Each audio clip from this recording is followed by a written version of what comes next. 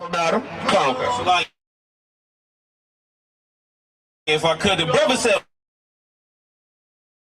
why blame it on the white man? The problem is that he don't understand. He comes from them. The large streets. We live in their neighborhood that they created for us. We go to the jails that they created for us. We follow the laws that they created for us. So when you ask us why do we blame them, it's because we live in the world that they've created. Right. We got to deal with the hell that they've created. And you know what? The Bible says that the white man is the representation of Satan on the earth. Right. So you know what you do? You live in hell that the devil is ruling. And then you say, why blame him? You think it's your fault messed up the way you are? You think it's my fault that I messed up the way I am? Born in hell. We was born in slavery. We was born in captivity. And you've been a product of the environment that they created. And for you to not see it, whose fault it is? It's not. Oh, it's my fault. You're right. It's my fault. And actually, you're right. It is our fault because we didn't follow the Lord. We didn't follow the Lord, and we're in this condition. We let them rule over us because we think that they're better than them. I mean, we think that they're better than us. You wake up in the morning, you see white Jesus on your wall, and you say, "Thank white Jesus," and your mom thinking white Jesus, and your grandma thinking white Jesus. That's our problem. That's our fault. That's what we did. But they made white Jesus a god, and they made you serve him. That's why we say we blame it on them, but it's our problem that we gotta fix. We gotta fix each other. So you know what we need? We need love. We need compassion. We need to say, I love you, brother, and I never sell you crack. I never sell you crack because you're my brother and I love you. That's why we're here in this corner. So we don't blame it on them. We need to identify the problem. Now that we've identified the problem, fix it. You could get a fire. You could come there just like I did, selling drugs. I seen brothers stop kicking indoors, and I seen brothers stop doing drugs. I've seen it. I've seen miracles that you may never see before, right here in the school. That's how I know we can fix it. Now that you've identified the problem, are you willing to fix it? You can fix it by getting that flyer and calling that number. That's how you fix the problem. And if you don't want to fix it, then we having a conversation for no reason. Everything that y'all speaking is the truth. Yeah, we know that. That's what it's called, the truth. That's right. Hold on. Go ahead. 99% is the truth.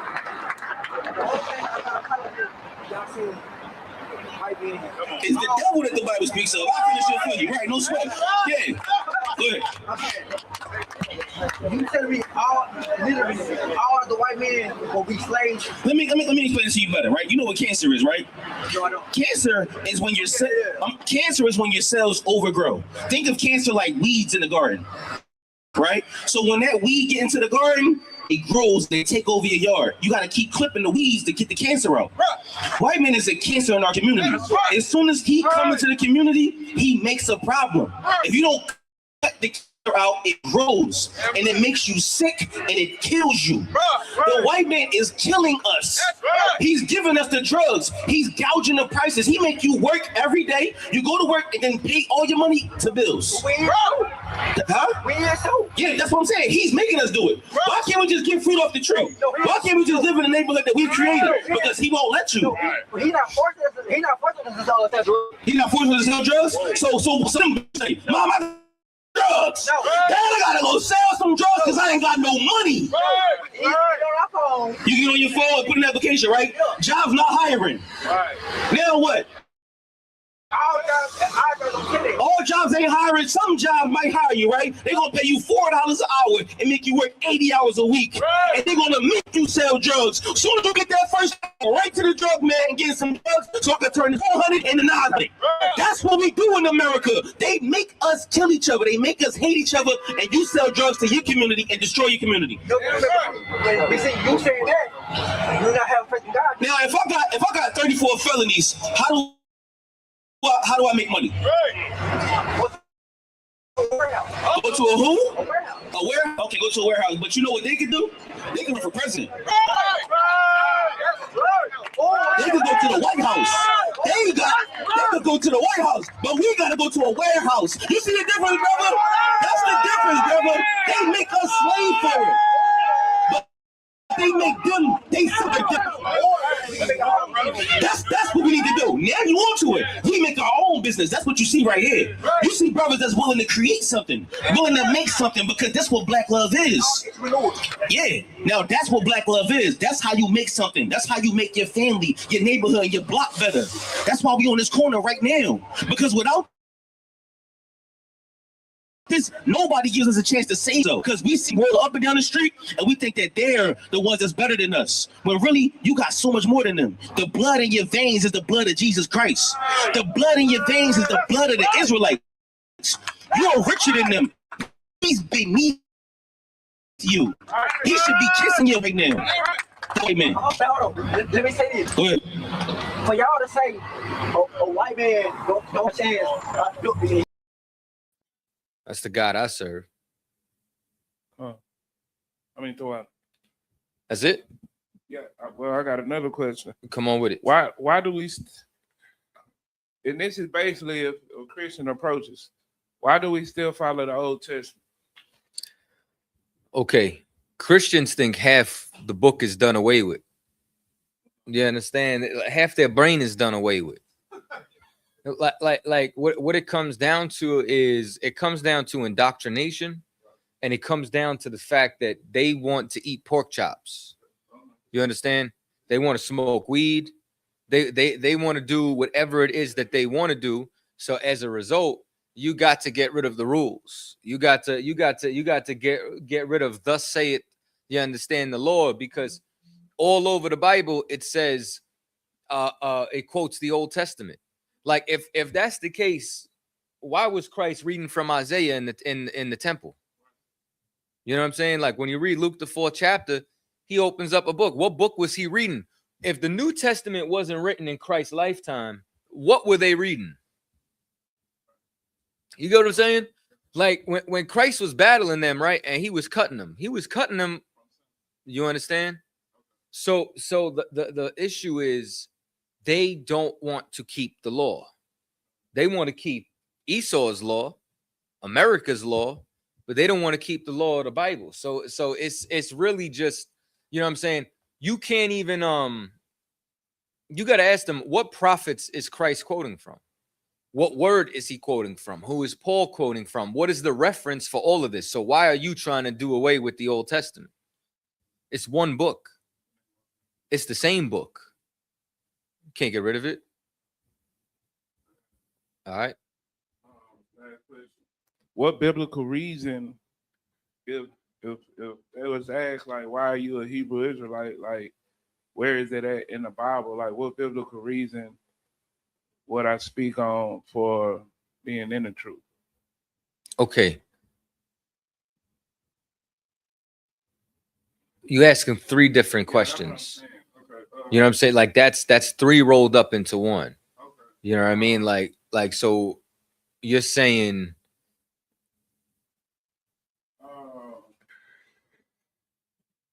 I guess basically first, where in the Bible did it first start speaking about the Hebrew Israelites? okay. So Israel started in Genesis the 35th chapter, because that's when Jacob's name was changed to Israel. So Israel was a man. Israel then had 12 sons. Well, really 13. You know what I'm saying? Those sons became tribes. Like this was a family of people, you know what I'm saying, that was small. It said 70 souls went into Egypt. This is around Genesis the 40 some odd chapter. 70 souls went into Egypt. Millions of us came out. You know what I'm saying? Thousands, hundreds of thousands of us, million, whatever the number was, you know what I'm saying, came out of Egypt, because we're a family who grew so big. Like what happened is the sons grew so big, they became tribes. All those tribes collectively became a nation. A nation is just a big family. You know what I mean? It just so happens that this is the family that was chosen by God. So this family started off 70 deep, turned into the sands of the seashore. You know what I mean? So the Bible starts talking about Israel in Genesis. You know what I mean? And then as time goes on, this is God's chosen people, and it's about the family that starts Israel. It's about how they began. You know what I'm saying? How they were chosen, just like Adam was chosen. Then the Lord establishes a covenant with them.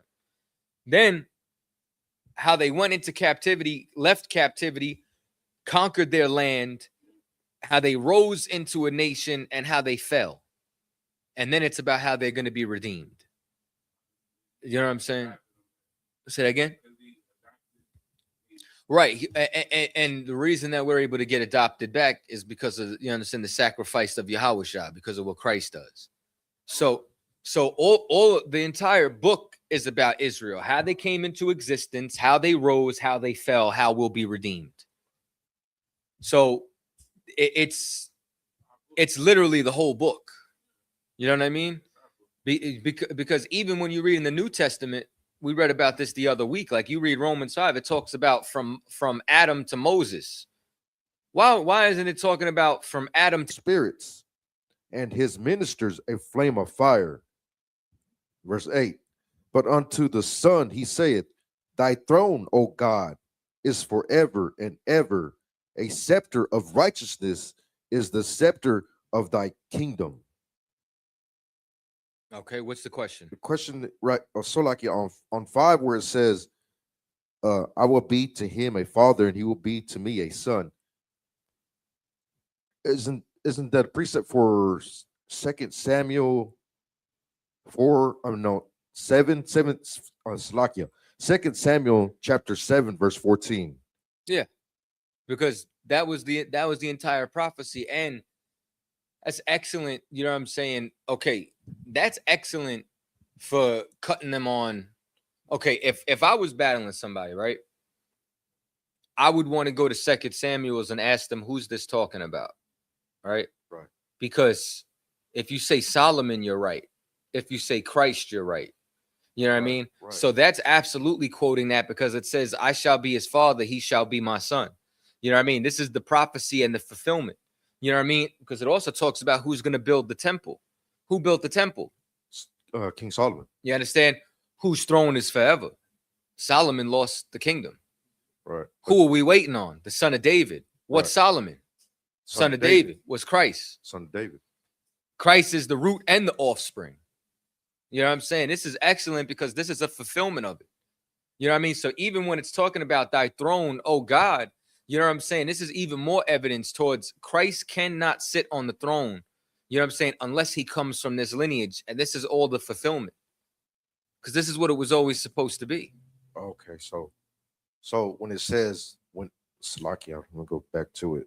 It's an excellent. I can't wait to use that on a Christian. It says, verse 8, Hebrews chapter 1, verse 8. But unto the Son he saith, Thy throne, O God, is forever and ever. What about it? Right here it says, He saith. Is that the Most High? Yeah, okay, thy throne. He's saying this. You understand, to Christ, right? But here's the go to Psalm 45 and 6. There we go. Psalm 45 6. Come on, concert.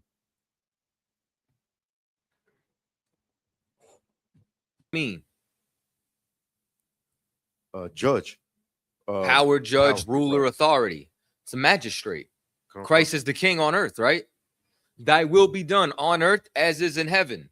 So in heaven, you got the Most High who sits on a throne, right? Then you got what? His elders. Then you got what? The rest of his host. What do you think Christ is going to have on earth? Ain't what you bind on earth, you bind in heaven? Isn't this place supposed to be structured and organized exactly how it is up there? So the Most High going to have his representation down here.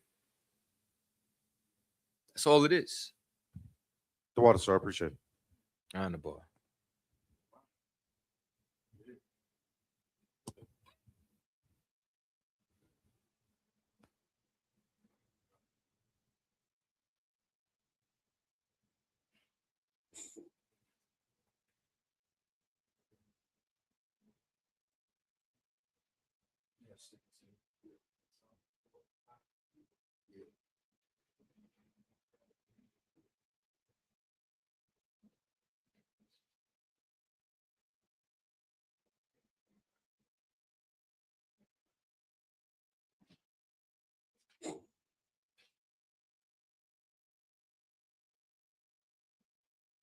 Any other questions?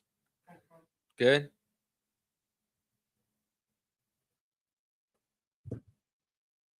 I got two questions. And First Samuel chapter 2 and verse 35. It's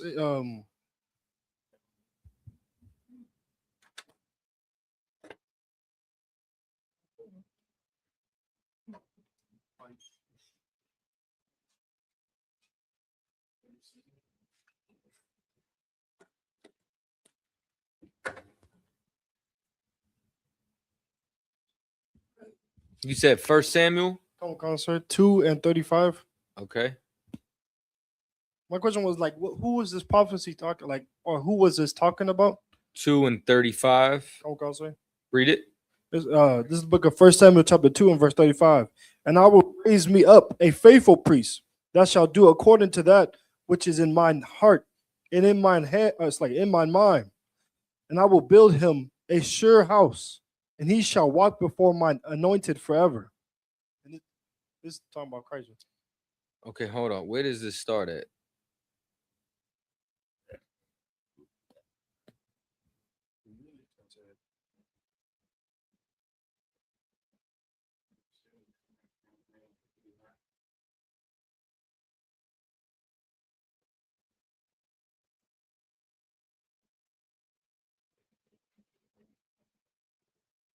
Because this is talking about like a prophecy of how we lose the kingdom and then we gain it back. Hold on. I can't just get it off that one verse. I need a little bit of context. Okay.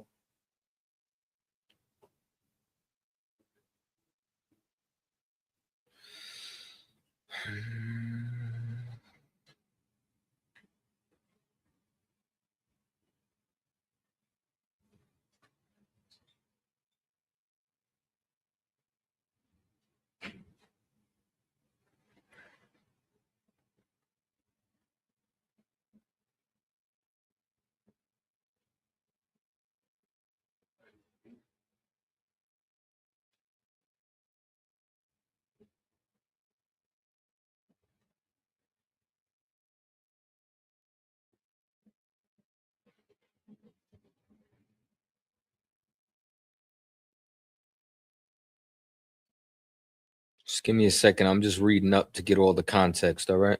Come on, cousin.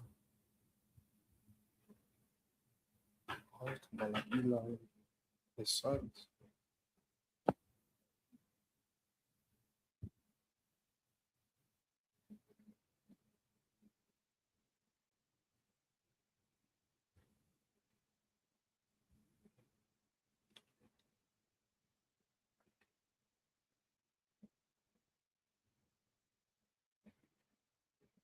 So they were sinning against the Lord, offering up, you understand, sacrifices that weren't to be taken.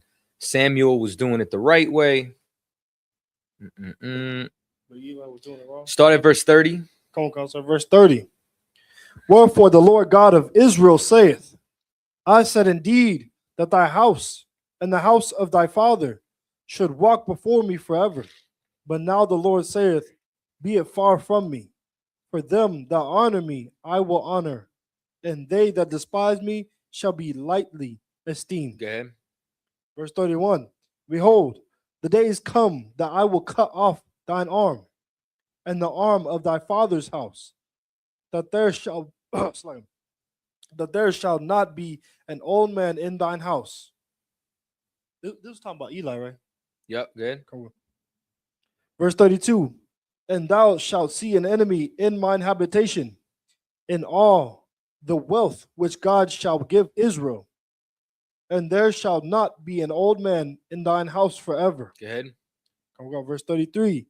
And a man of thine, whom I shall not cut off from mine altar, shall be to consume thine eyes, and to grieve thine heart, and all the increase of thine house shall die in the flower of their age. You understand? So now you know in their youth. Go ahead. Hey. Verse 34. And this shall be a sign unto thee that shall come upon thy two sons, on Hophni and Phinehas. In one day they shall die, both of them. You understand? Go ahead. Verse 35. So basically, what you got to see is that the priests weren't doing their job. So now this is a judgment, you understand, for the priest failing in their service and their sacrifices to how they were performing for the Lord. So now that he's saying, I'm removing you, go ahead. Come. Verse 35. And I will raise me up a faithful priest that shall do according to that which is in mine heart and in my mind. And I will build him a sure house, and he shall walk before mine anointed forever. Go ahead. Verse 36.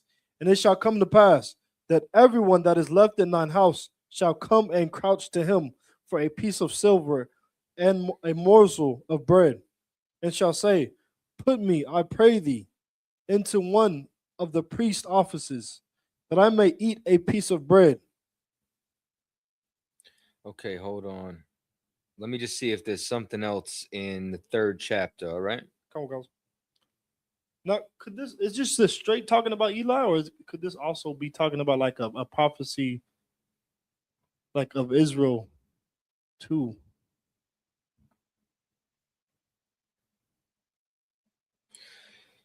Go to chapter 3. I'll come back to that in 1 second, right? Come on, guys.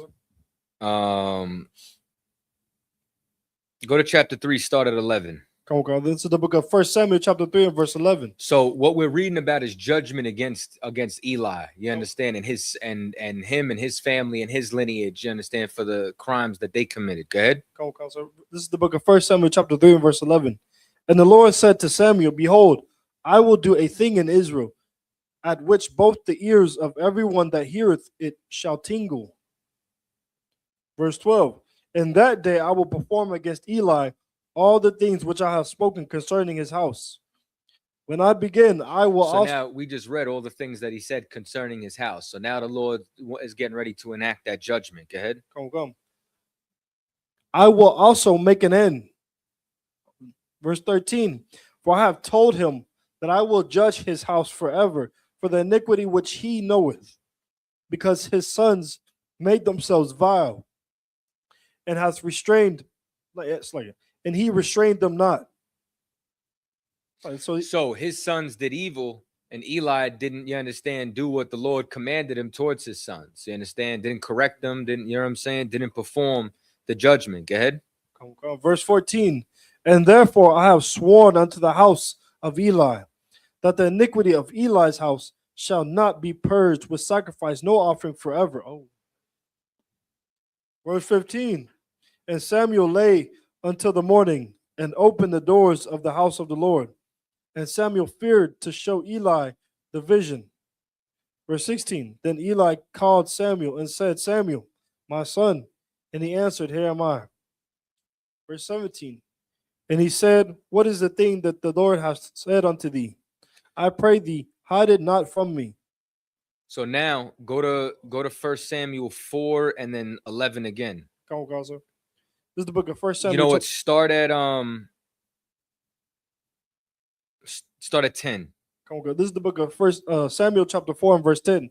And the Philistines fought, and Israel was smitten. And they fled every man into his tent. And there was a very great slaughter, for there fell of Israel 30,000 footmen.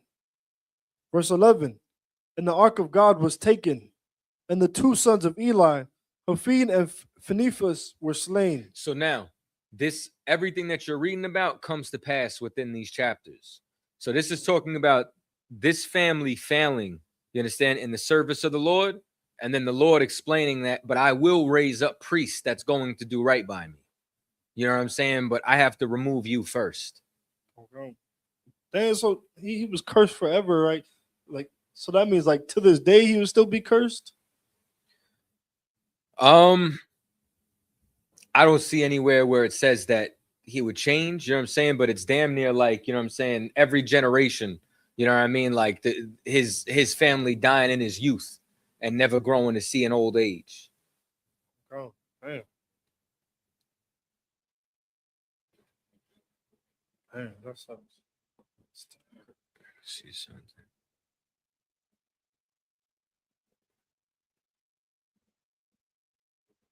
See. This is when the ark gets taken by the Philistines. Serving the Lord is, you know what I mean? Okay. He could change his mind, but as far as what it says right there, see, some things it says in your lifetime, others it says forever. Oh. Dang. So when it said, like, Oh, another question. Good. so when it's saying in your lifetime, that's like your direct line, like that would be like my lifetime for the knowledge I live with for my son. Yeah, like as far as like, you know what I'm saying, you living when he's talking to you. Like he did that with Jeconiah. You know what I'm saying? Where he's like, in your lifetime, you know what I'm saying? Like meaning in your time. He'll specifically say it. Other times he'll say throughout all your generations. You know what I mean? Like he said that to Gehazi, where basically every one of his generations would, like, you know, have leprosy. You know what I'm saying? Every single generation. The Lord ain't to be trifled with.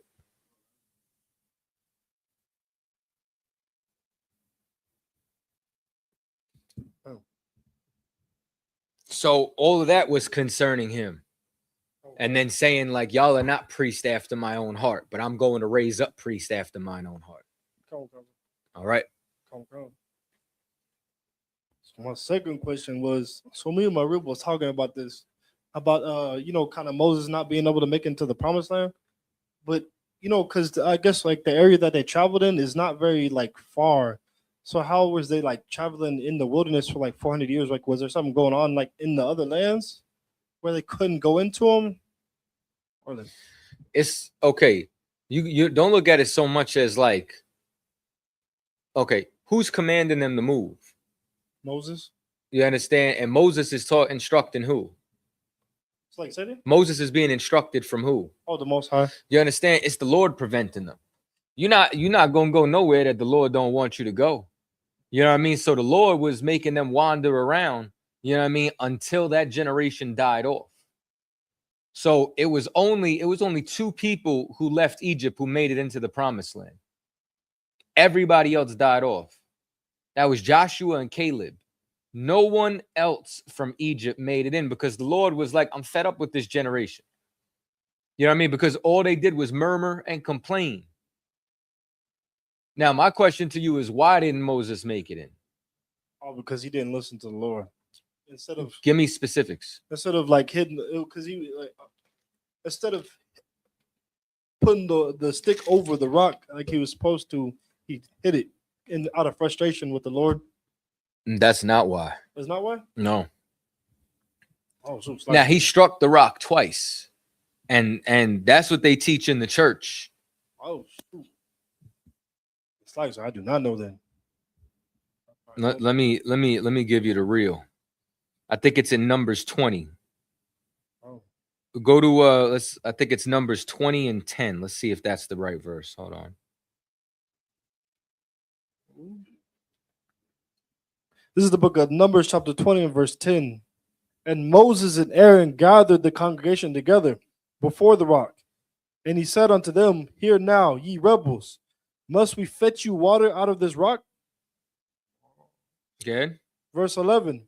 And Moses lifted up his hand, and with his rod he smote the rock twice, and the water came out abundantly, and the congregation drank, and their beasts also. So now, based off what you read, what did Moses do wrong?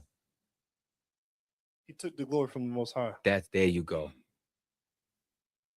You understand? Moses forgot it was the Lord doing this. He said, must we go do this for you? It was never him that was doing it to begin with. It was the Lord that was doing it. You know what I'm saying? Like it wasn't that, you know what I'm saying, he struck it twice. You know what I mean? Like it's that he turned around and said, we're doing this. It's the same thing that had. Why did Samson lose his strength? Why did Samson lose his strength? Yeah. Because he told that woman about his hair, but he thought it was him doing it. Like he gave the glory to his hair. Who gave him his strength? The Lord. Was it his hair? Nah, sir, it wasn't. My strength is in my hair. It ain't never said every time he got his strength that his hair turned him Super Saiyan or something. You know what I'm saying? It said, and the strength and from the Lord came upon him. The Lord gave him that strength every time. When he turned around and told that it was the hair, it's you gave your glory onto this. The Lord, my God, my power gave me this strength. You know what I mean? That's why whenever you get down off podium, right? Whenever you get done with your speaking, whether you cutting in, whether you blazing, somebody says, "Hey, excellent speaking." What do you say? So Most High in Christ. Most High in Christ. You say that's the Lord, because was it you? Because you don't remember what you said after. I'm not sitting in this chair for me. Oh. Brother, I wanted to get high. You know what I mean? I wanted to keep smoking weed. I wanted to, live my life, following nothing but pleasure. Everything that we do here is for the Lord. Ain't none of this for us. Okay. That's what it come down to. You understand? Come on, God, sir. All right. Any other questions? No. Read the whole chapter.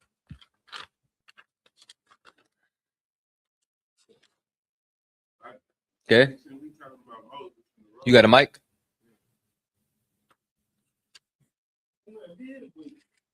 So like,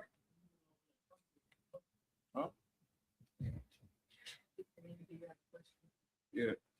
So like, now since we were just talking about Moses, wasn't it Moses that somewhere in the Bible threw his rod and it took care of the people that was trying to harm him and who he was walking with? Or was that not Moses? His rod turned into snakes. Okay, yeah. Moses' rod turned into a serpent, and then it ate the serpents of the Egyptians had magicians, and it ate their serpents. So basically, Moses put down his staff, it turned into a snake. The magicians did the same thing, and then Moses' serpents ate their two.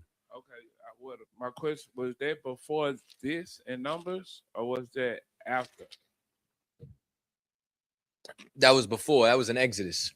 So that was before he even went up for the commandment. That was on the way to go. It's still in Egypt. That was when Okay. he was going before Pharaoh.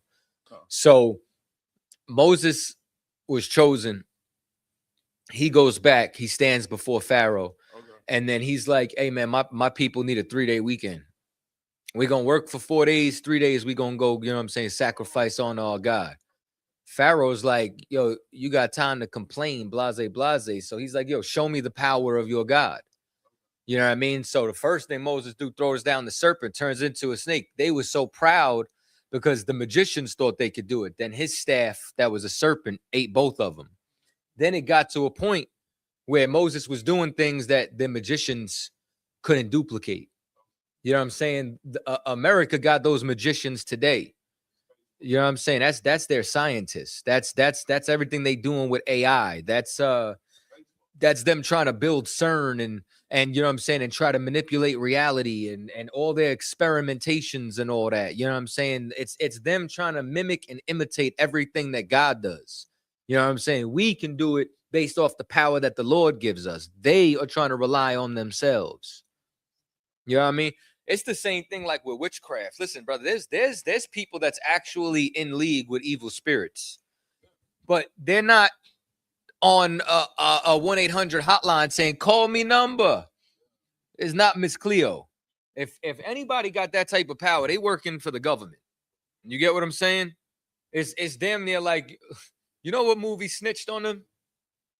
You ever see a movie with Jack Sparrow? They were burning witches, and then the British had a witch working for them. Yeah. You know what I'm saying? Satan gonna be in league with Satan. You know what I'm saying? Like that's like what the equivalent is. You know what I'm saying? Like them trying to do whatever they can by any means necessary to mimic and imitate, you understand, the power of God. All right. Questions? Yeah, another one.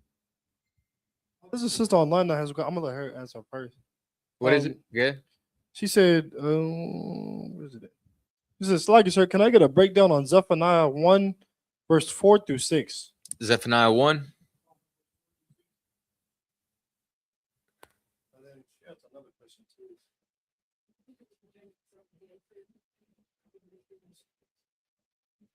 Oh yeah, she did have a question on something you that said, I guess.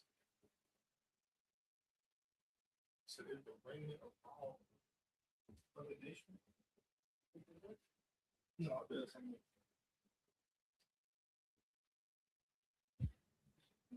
The remnant of other nations. Okay, what specifically about it?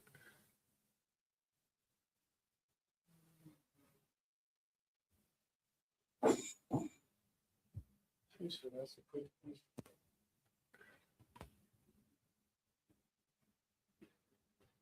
Is the remnant of all other nations. Not that BAAL. It's the same person, but I think that was what she was trying to get out of that.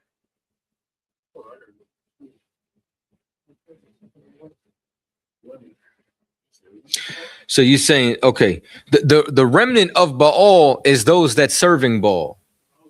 The Lord is judging us because we're worshiping Baal. So the Lord is saying that anybody who's serving these idols, anybody who's serving this false religion, I'm going to cut off and destroy. The remnant is those that's left still serving this fake God. All right.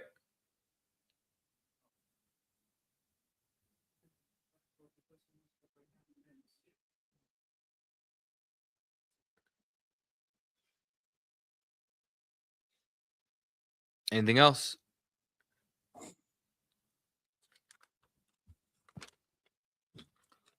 It's like it, sir. Good.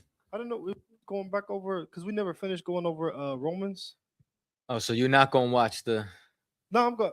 Let's go. I never Come got on. it sent All to right. me. Come on. Let's go. Let's go.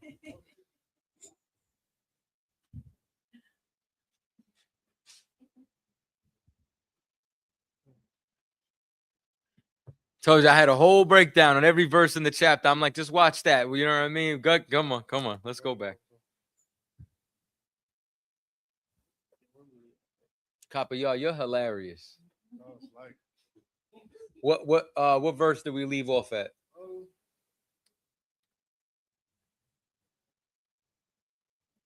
I was talking about one. We didn't even finish the first chapter.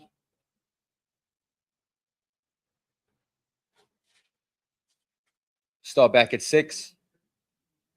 Chapter 6. No, verse 6. I was like, Romans 1 to 6. Yeah, we never even finished that chapter.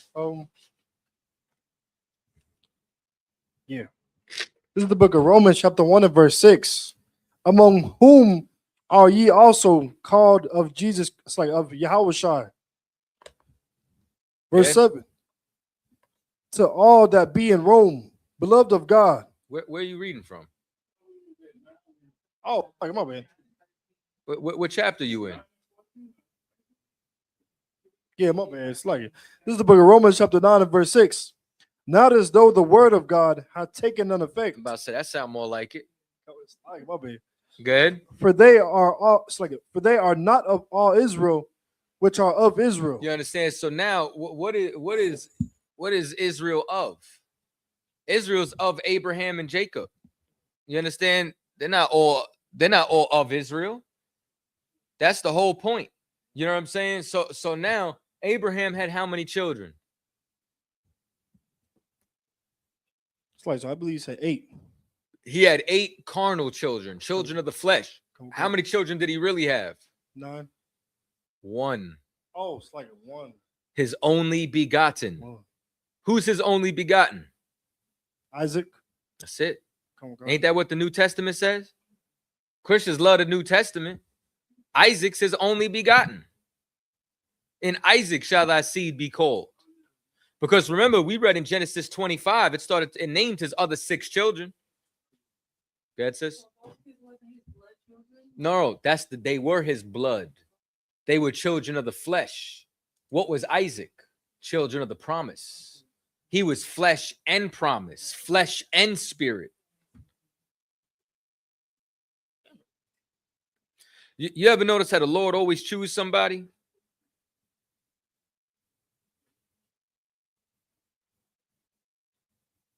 Come on. Yeah.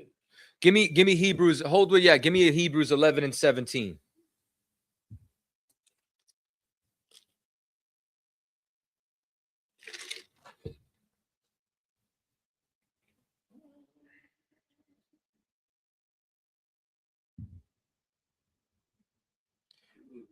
This is the book of Hebrews, chapter 11, verse 17. Okay.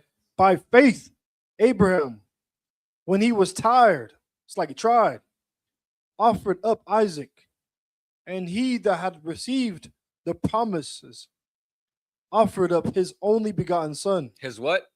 Offered up his only begotten son. What about all these other children? What about Ishmael? You know what I mean? What about Midian? What about insert whatever? Go ahead, sis. So they were begotten by him, but that's not who the Lord chose. Just like, okay, he received the promises. That's why he's the only begotten. He's the one the Lord chose, because the Lord always chooses. Jacob and Esau, brothers, right? Which one did the Lord choose? Jacob. That's it. You know what I'm saying? He didn't choose Esau. He said Esau gonna be destroyed. He didn't choose him. You know what I mean? So this is his only begotten, because the other children are children of the flesh. In Isaac shall thy seed be called. Those are the sons of God. Read on. Back in Romans. Yeah, back in Romans, please.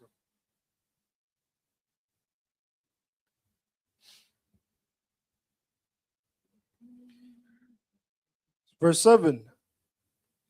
Neither because they are the seed of Abraham are they all children, but in Isaac shall thy seed be called. In Isaac shall thy seed be called, because the Lord even called them his only son back in Genesis 22. I'll read it for you just so you can stay where you're at. It's Genesis 22, and it says, and he said, take now thy son, thine only son Isaac, whom thou lovest, and get thee into the land of Moriah, and offer him there for a burnt offering upon one of the mountains which I will tell thee of. Like, this has always been his only begotten son. He left everything to Isaac. He sent all his other kids away. Those were the children of the flesh.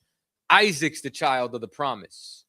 Because if that's the case, okay, well, why didn't he have to sacrifice Ishmael?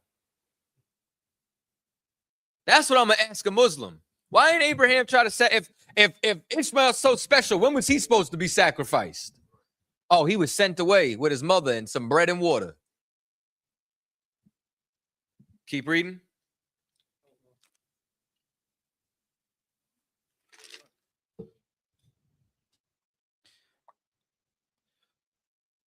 But in Isaac shall thy seed be called. Salakia, hold on, go ahead. So does that mean that they are not like Israelites or like Who? the children? No. This is qualifying who is an Israelite. For you to be an Israelite, you have to be a descendant of Israel. But Abraham had other children. You know what I'm saying? Those other children are trying to make claims. Ishmael is trying to make a claim right now with Islam. He never got the promise. You understand? He's a child of the flesh. So you have Abraham. Abraham has Isaac. Isaac has Jacob. Jacob's name is changed to Israel. Israel's sons become the tribes. So you have to be descended from them. Otherwise, it don't count. So this is the criteria. It's not enough to say Abraham was my great-great-grandfather. Okay. Was Isaac? No, you're out. Abraham and Isaac was my great-great-grandfather. Okay. Was Jacob? No, you're out. You need all three. Abraham, Isaac, and Jacob. Okay, so, and I'm just trying to Take the mic back, Baba Kasha. So like I'm trying to tie it in. So back when, and I'm learning, so I might have it wrong, but No sweat. back when America was so-called being founded and we had the natives here, well, not America. Well, I think it started with when we left on the ships. And I'm trying to remember the story. When we left on the ships, but it was people that stayed, but it wasn't our people. It was the people that took over. And they were having offspring, that they was having kids, but they was trying to say they was Israelites. You know what I'm speaking about? What are you speaking of? I don't understand what you're saying. Yeah, I'm trying to. I'm thinking. Talking about when they took Slocky, sir, when they took Slocky, sir, if I may, he's talking about when we went into captivity in Assyria and they took us out, right? They took us out of the land and they put other nations inside the land, and the animals were Okay. eating them up because they didn't know the land. That was 2 Kings 17. Come on, Okay. So they too are trying to take claim. Everybody's trying to take claim of what we have. You know what I'm saying? But that would be an example of other people. It's just like the Samaritan at the well, the woman at the well. This is why Christ told her, the time comes when in this land nor the next will ye worship, because that was somebody else. They're not all Israel that are claiming Israel. You have to be of Abraham, Isaac, and Jacob. These are the sons of God. It don't matter. The land don't make you who you are. Your father makes you who you are. Listen, if there was a colony on the moon and your daddy being an Israelite, you understand, got your mama pregnant and she conceived, and you're not a moon man. You an Israelite who just lives on the moon. Your blood, your lineage is who you are. The land isn't who you are. You're an Israelite in Babylon. You're an Israelite on Mars. So, like that. Lucky, sir. So that woman at the well, that heathen woman at the well, right? Was she an Ishmaelite? It doesn't say what she was. It just says she was a Samaritan. It was a admixture. You know what I'm saying? So it doesn't tell you which convert it was. So I can't tell you which one it is because it never specifically said. It just said she was a Samaritan. All right.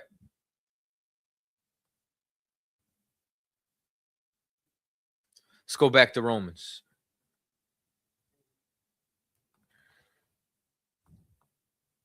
Verse 8. That is, they which are the children of the flesh. So who's a child of the flesh? Ishmael. You understand? And his other children. They're the children of the flesh. Christians make you believe this is Israel it's talking about. No, the children of the flesh are those not chosen. Go ahead. Go. These are not the children of God. These are not the children of God, because the children of God are the ones according to the promise. Go ahead. Come. But the children of the promise are counted for the seed. Who was given the promise? Isaac. Isaac. And Isaac shall thy seed be called. Go ahead. Verse 9. For this is the word of promise. At this time will I come, and Sarah shall have a son. Verse 10. And this is the promise. Sarah's going to have a son. Go ahead. Go. Verse 10. And not only this, but when Rebekah also had conceived by one, even by our father Isaac. Verse 11. For the children being not yet born, neither having done any good or evil, that the purpose of God according to election might stand. You understand? Because God, this has been the plan. God always chose Isaac. He always chose Jacob. He chose Jacob before Jacob and Esau did anything. Jacob was already chosen. That's it. Go ahead. Go.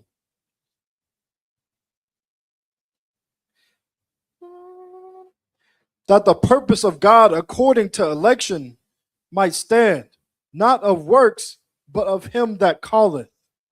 You understand? Not of works. So at the end of the day, you can't make this argument, that argument, before we even get to works and judgment. God chose already.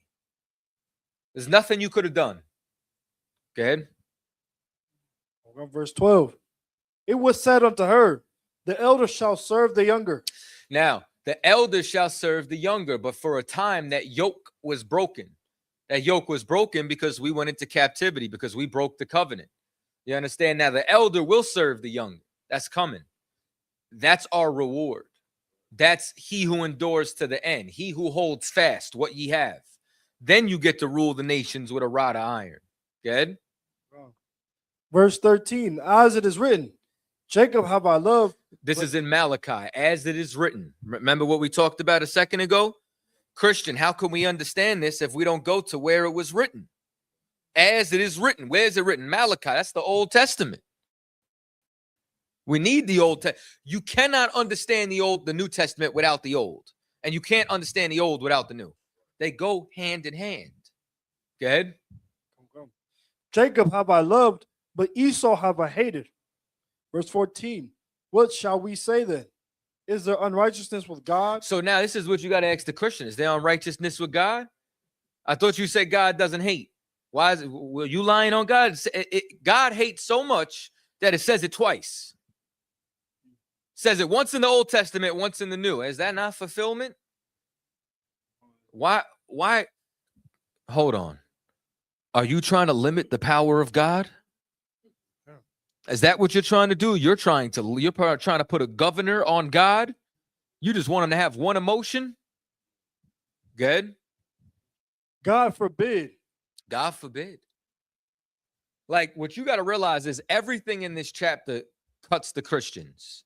When they try to give you a reason, nope, it's according to election. When they try to tell you it's spiritual, nope, this says according to flesh. When they try to tell you God is all love, nope, scripture says God hates. Everything is inside this chapter. Go ahead. Verse 15. For he saith to Moses, I will have mercy on whom I will have mercy. Now, this is so heavy because he's comparing Jacob and Esau now to Egypt. This is spiritual Egypt, is it not? This is why you're getting the comparison. You know what I'm saying? Because who did he have mercy on in ancient Egypt? Jacob. Who did he destroy? Pharaoh. Egypt. You understand? Who's he going to destroy now? You understand? Read on. I will have mercy on whom I will have mercy, and I will have compassion on whom I will have compassion. Go ahead. Verse 16. So then it is not of him that willeth, nor of him that runneth, but of God that showeth mercy. Listen, it's all up to the Lord. You understand who he's going to have mercy on.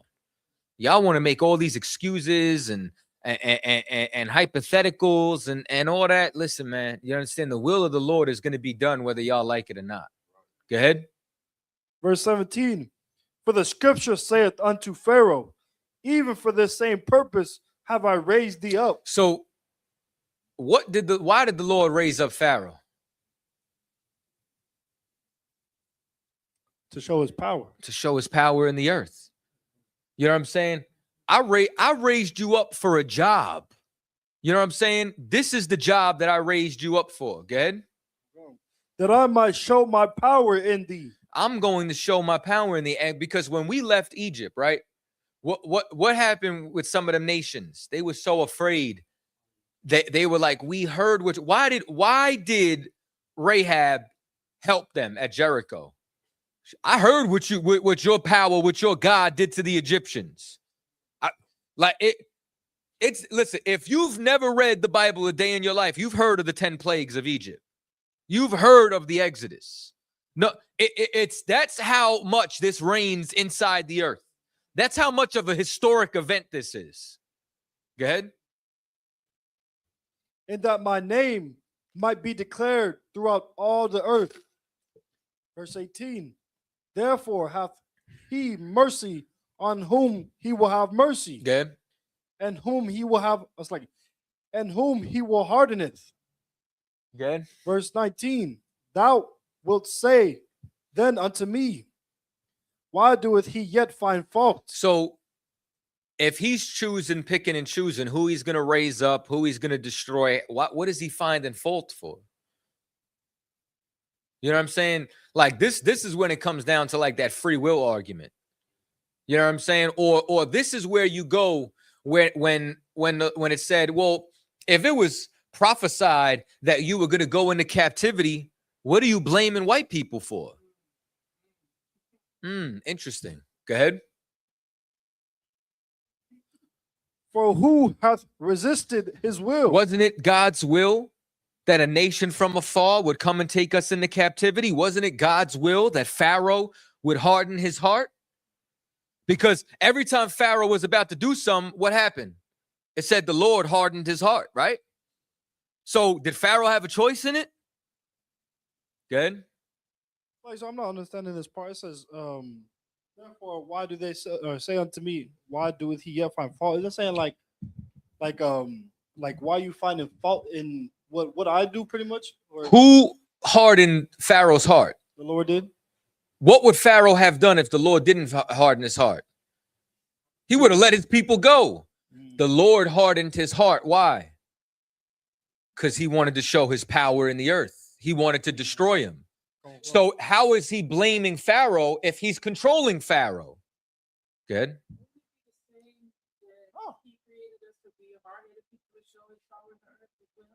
Well, us being stiff-necked and hard-headed is a fault on us. We never should have been that way.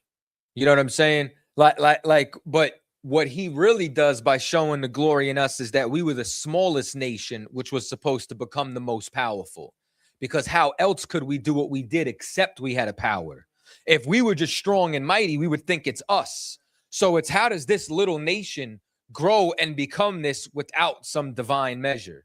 That's more so how it's damn near like they left David home because David was ruddy. He was a pretty boy.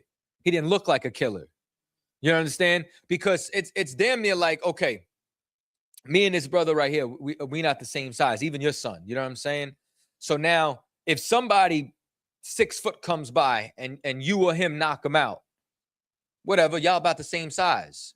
But if him knocks out somebody that's 6 foot, is that supposed to happen? You understand?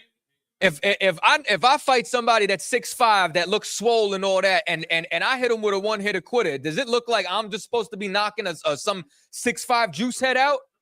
You got to turn around and say the Lord was with him. I got to know the Lord was with me.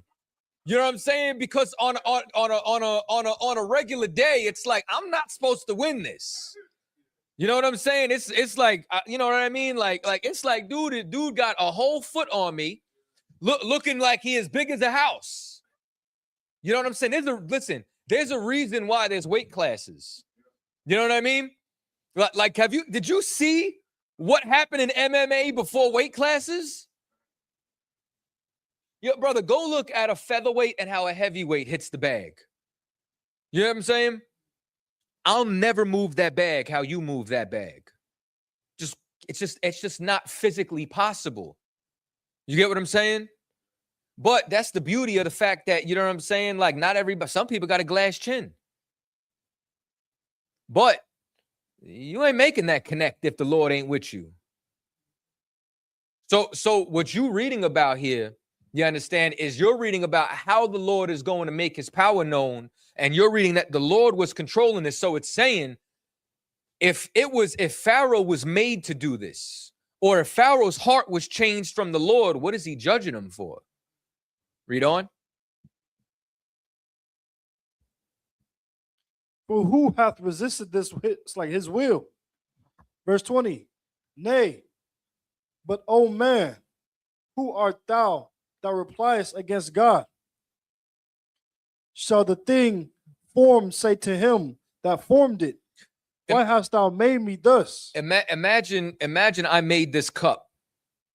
And the cup is like, why you ain't make me a bowl? Does the cup have say over what it is?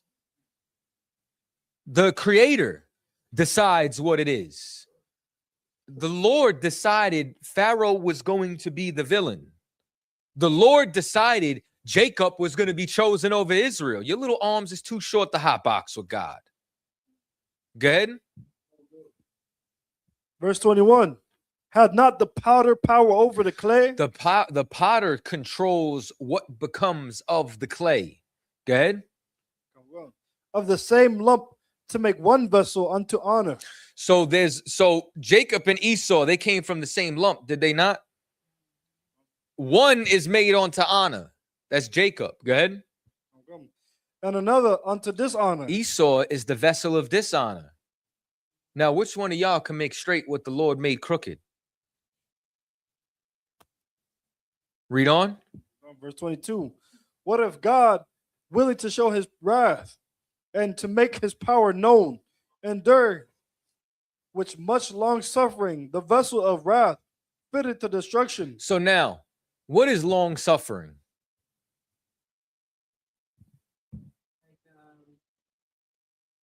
Like they grew up in slavery for a long time. Been in slavery for like 400 years. No. If I suffer something, I'm tolerating it. Long suffering is long tolerance. Like what you got, okay. God wanted to drown the earth. He long suffered Noah because he had to wait for the ark to be built. So God just sitting there, Noah working for 60 years. God is waiting 60 years. He just long suffering until the day he can do this. Guess what else? God, the Most High, is long suffering Esau ruling over us. He's long suffering Trump being in office. He's long suffering all these things because what's he waiting on? This person to stop getting high. This person to stop being a hoe. This person to stop selling drugs. He's waiting on us to change, for us to wake up so that he could say, the number's sealed. I got everybody. Now I can enact judgment. He's long suffering these vessels until he can move on them. We were in Egypt, while we were in Egypt, you know what he said? He said, the iniquity of the Amorites is not yet fulfilled. He was waiting for all the evil to be done in that land and then send Israel in to judge them. He's got a system. All of this is long suffering. The Lord is patient. Go ahead. Verse 23. Verse 23. And that he might make known the riches of his glory on the vessels of mercy. And that's what's going to happen when Yahushua cracks that sky.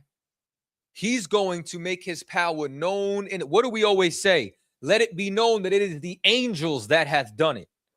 You understand? The Lord's name is going to reign in the earth again, that everybody is going to understand this is not a fairy tale. This is not a drill. You know what I'm saying? This is not a joke. There is no spook God that lives in the clouds. You are going to know that Yahweh Bahashim Yahweh Shai is the one who has done it.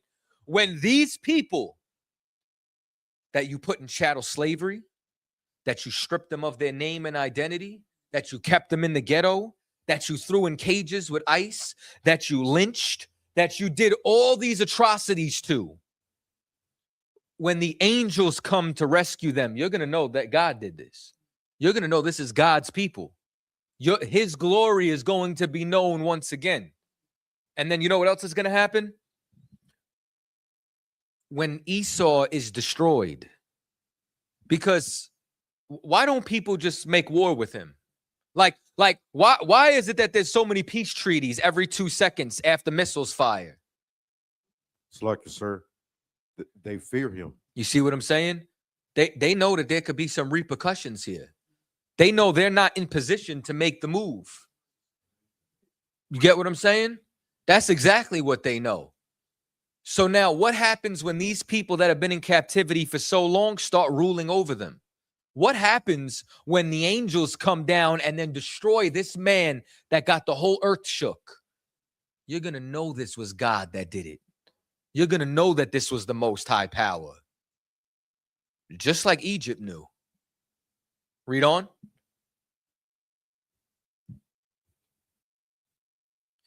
Which he hath afore prepared unto glory. He had aforetime prepared unto glory, because the beginning of the chapter says, to whom pertaineth the glory. Israel is to whom pertaineth the glory. Our kinsmen, our brethren, according to the flesh. Because we are children of the promise, which makes us the sons of God. Read on. Verse 24. Verse 24. Even us, whom he hath called, not of the Jews only, but also of the Gentiles. So not of the Jews only, but also of the Gentiles. Who's the Jews? The ones in Judea. Judah, Benjamin, and Levi. Those that are still a part of the Commonwealth of Israel. Right? Who's the Gentiles? The northern kingdom. The northern kingdom, or the anyone that was living in a here's what I want you to do. The dispersed. You want to say the dispersed because you want to think about it like to the 12 tribes which are scattered abroad. There were Jews in Pontus. There were Jews in Rome. The 12 tribes are scattered abroad. Now, just because the bulk of them are there, it's no different than there's Harlem and there's Spanish Harlem. Do you think only Spanish people live in Spanish Harlem? Do you think only Negroes live in regular Harlem? You don't want to think so black and white. You want to think the majority of the population. You know what I'm saying? So you just want to think that that's the bulk of it. Because was all the northern kingdom gone? We know Anna the prophetess was from the tribe of Asher. Some people were there, but they were the minority who were there. The majority were there. So you want to say the dispersed, the scattered Israelites, because that's who James wrote to. That's who Peter wrote to. That's who Ezekiel prophesied to. Isaiah prophesied to. Hosea prophesied to. Go ahead. Verse 25. As he saith also in OC. And who's OC? Oh, damn. Remember. Oh, was it? Let him do it. Huh? Who's OC? Was it not Isaiah? You have to know this. Elijah? No. No. Hosea. If you don't know this, you can't take a camp out. What's up? They call him OC because it's a Greek transliteration. The Old Testament was written in Hebrew. The New Testament is written in Greek. Now, we translated both of those languages into English. So Yahushai is Joshua. So when you read the book of Joshua, it's Yahushai. So you have Yahushai, who was in the Old Testament, who led the Israel into the promised land. And then you have Yahushai, who was Mashiach, HaMashiach, the Christ. People could have the same name, but they don't have the same reputation. You understand? It's no different than, Judas is the Greek transliteration for Judah. His forefather, Judah, was separate from him. It's the same name, but they're both in Greek. So it's just like Esaias is Isaiah, Jesus is Joshua, OC is Hosea, but all of those in Hebrew are different. It's Hawashai in what do you call it in Hebrew? It's Yeshaya for Isaiah. You understand? Because it's just translating and transliterating into different languages. So the Greek New Testament we transliterate for OC. All right. So again, to the Christian, as it saith, where does it say it? In the Old Testament. How many Christians at camp did I ask, who's OC? I don't know. They don't 5 at least. And as soon as they say, I don't know, it's like, gotcha, bitch. You know what I mean? It's like now it's, how dare you speak so authoritatively?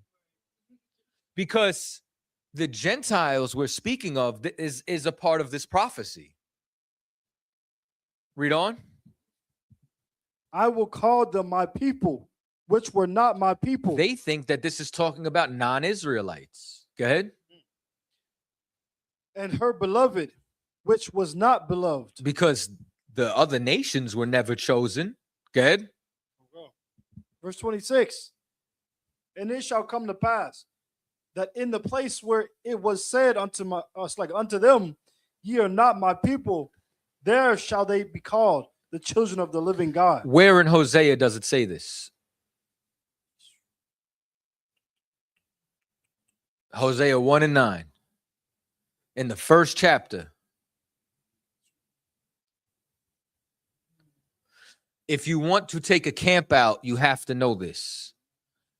Romans 9, 10, and 11 are so pivotal, you understand, for combating Christians.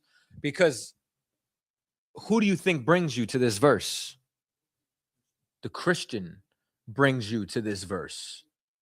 The Christian brings you to chapter 10. The Christian brings you to chapter 11. The Christian brings you to chapter 15. You have to know how to combat this. Read Hosea 1 and 9. This is the book of Isaiah, chapter 1 and verse 9. Then said God, call his name Lamoni, Good. for ye are not my people, Good. and I will not be your God. So now, who's the he that he's talking about? Is this all nations? Keep reading. Verse 10. Yet the number of the children of Israel. Of who? The children of Israel. I mean, I thought we were talking about Gentiles here. Why is he saying unto the children of Israel, ye are not my people? Go ahead.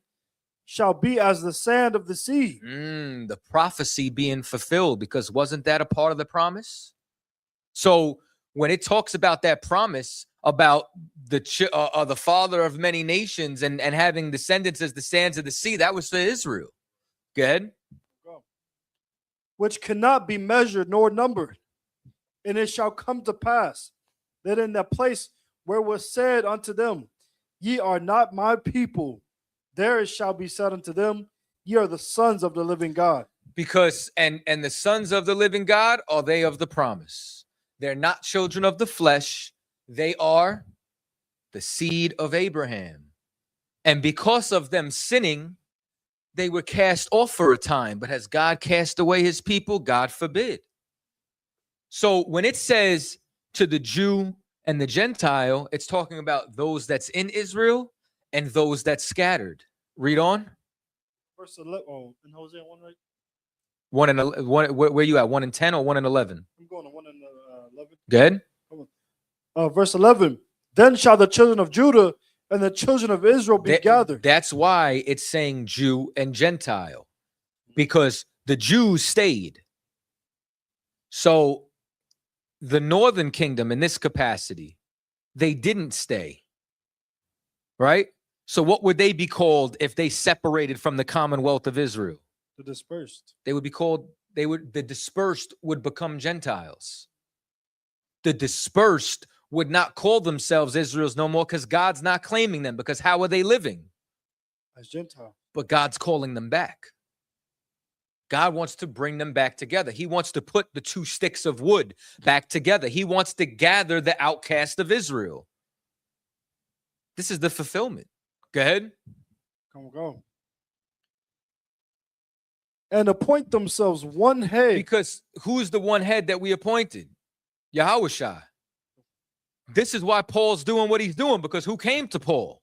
Yahushua. Now's the time. Good. And they shall come up out of the land, for great shall be the day of Jezreel. Great shall be the day of Jezreel. Why? Because this is the day of restoration.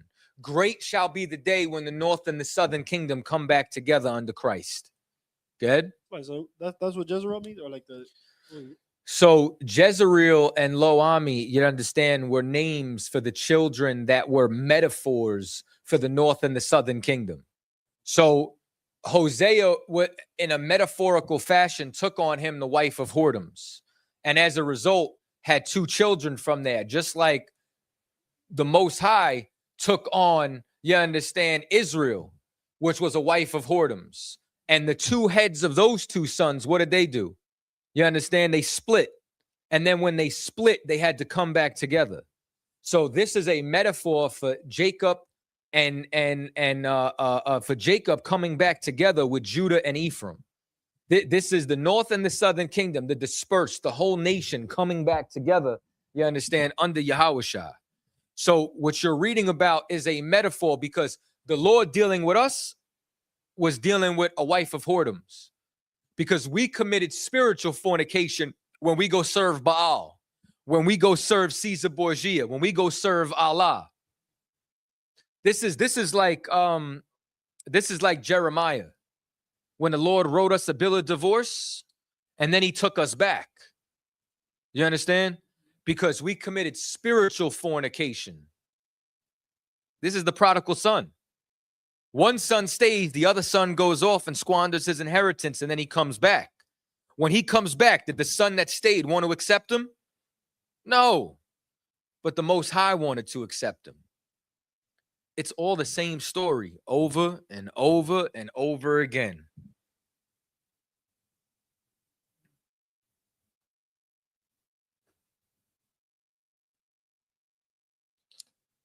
Let's go back to Romans.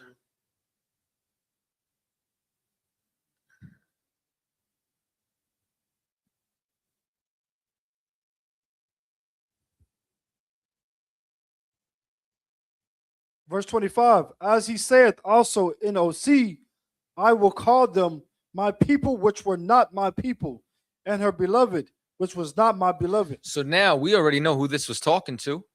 We already understand the audience because it say, as he saith in OC. Hosea told us who this was. Good. Verse 26, and it shall come to pass that in the place where it was said unto them, ye are not my people, there shall they be called the children of the living God. Good. Well, verse 27, Isaiah also crieth concerning Israel, though the number of the children of Israel be as the sand of the sea, a remnant shall be saved. Verse 28, for he will finish. So now read that again. As he saith where? Oh, sorry.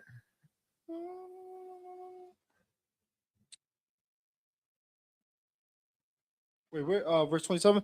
Verse 27. Isaiah also crieth concerning Israel. So now, see how it says Isaiah? Come on, come. That's Isaiah.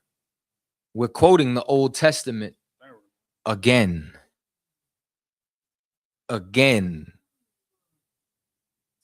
I knew that. Huh? Isaiah is Isaiah.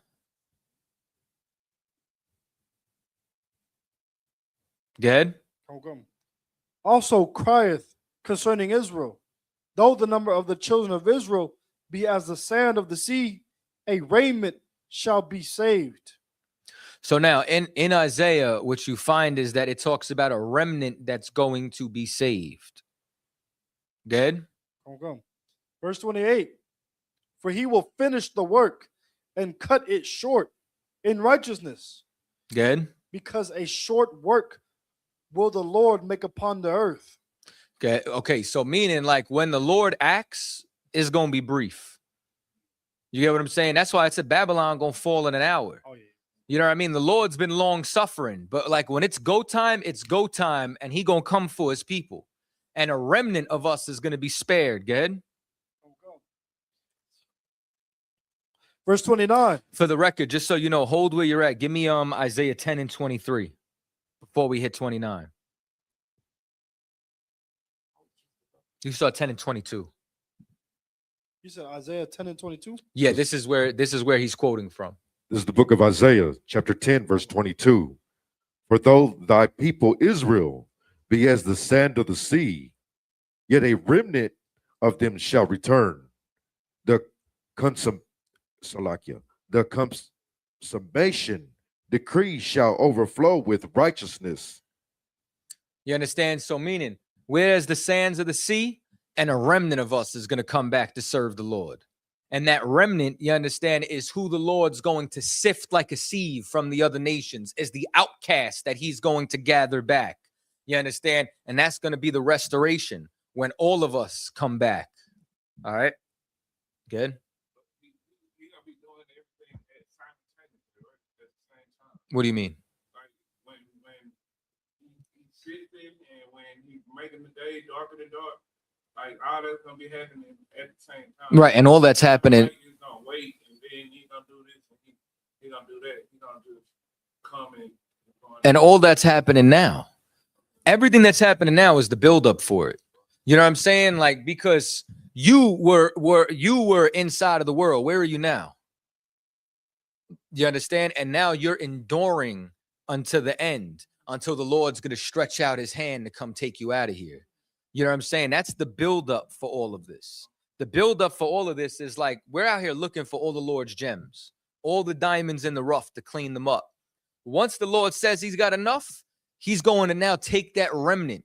You understand? And that's going to be the one that's spared from the judgment. You understand? From the destruction. But we gotta be like what Paul was in the beginning of the chapter. It's got to be your heart's desire for all Israel to be saved. You know what I'm saying? The Lord could change his mind. You know what I'm saying? Just like he did with Jonah. You know what I mean? He said in 40 days, Nineveh shall be destroyed. But when enough people changed, then the Lord unchanged his mind. Then he decided to have mercy on them. You know what I'm saying? So that what you're speaking of right now, this is the buildup for it. All right. Read on. You're in Romans 9 and 29 now, right? Come on, guys. Verse 29. And Isaiah said before, except the Lord of Sabaoth had left us a seed, we had been as Sodom. Sodom. Oh, sorry, Sodom. It's Sodom, right? Good. And been made like unto Gomorrah. So now, what happened to Sodom and Gomorrah?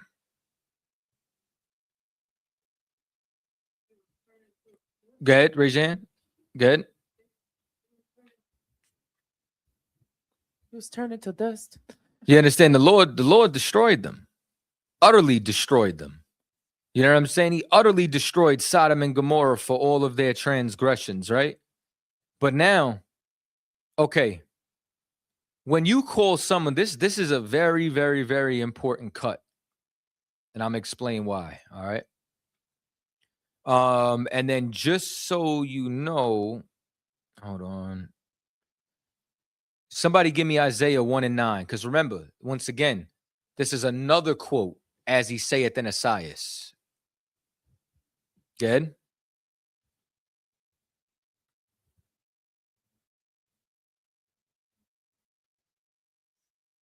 This book of Isaiah, chapter 1, verse 9. Except the Lord of hosts had left unto us a very small remnant, we should have been as Sodom, and we should have been like unto Gomorrah. This is where he's quoting from. He's quoting from in Isaiah. Now, here's what I need y'all to know. Who survived Sodom and Gomorrah? Lot and his 2 daughters. What happened to the rest of the Sodomites? They gone, right? Is there any seed left of them? So when you call someone a sodomite, what are you calling them a sodomite in? Spiritual sodomite or like in spirit. Come on, spirit. Walk with me. You can be a spiritual sodomite because they don't exist. There's no seed of them. Is there a seed of Israel? So can we be like Sodom and Gomorrah? So can there be a spiritual Israelite? This is the cut for spiritual Israel. If there was no remnant, if there was no seed of Israel, you could call yourself a spiritual Israelite. But because there's a remnant, there can be no spiritual Israelite. Is not every cut for Christianity in this chapter? The cut for spiritual Israelite, the cut for who the promise is for, the cut for who the adoption's for. You understand? Everything is in this chapter. If God hates, if who he loves, everything is in. This is why this is my favorite chapter. That's why when a Christian want to go to Romans 9, I'm like, let's go. I can't wait to go here. This is incredible. You think this is your ace in the hole? Good. That's a clip, sir. That's incredible. That's just the truth. That's what Captain Zaryak taught me. I'm not teaching you nothing that they ain't teach me. All this comes from the Lord, man. You cannot have a spiritual Israelite as long as Israel exists. And you want to know how I know Israel still exists? Give me a precept. How do you know for a fact that Israel still exists? Like if I had to talk to a Christian who doesn't believe we're Israel but believes in the Bible, what verse can you go to prove that the seed of Israel is still on the earth?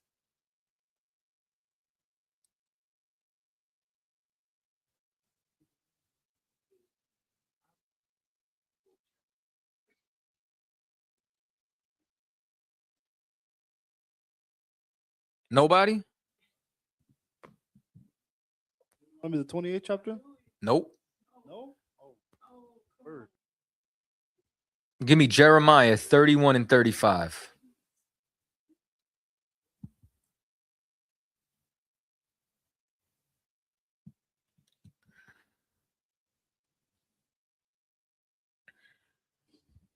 This is the book of Jeremiah, chapter 31 and verse 35. Thus saith the Lord, which giveth the sun for a light by day, Mm. and the ordinance of the moon and of the stars for a light by night, Good. which divideth the sea when the waves thereof roar. Good. The Lord of hosts is his name. Verse 36. If those ordinances depart from before me, saith the Lord. Meaning, if the laws of the cosmos cease to exist, if the stars don't exist, if the earth don't exist, go ahead. Then the seed of Israel also shall cease from being a nation before me forever. Now, let me ask you something. Can we see the stars at night? Israel still exists. The ocean's still there. The seed of Israel still exists. When that don't exist, we don't exist. Read on.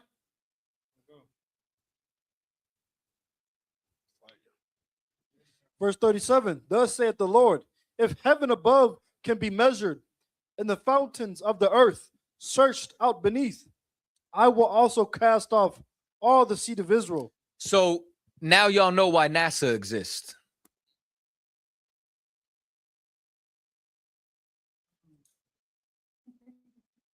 So they're trying to measure the heavens.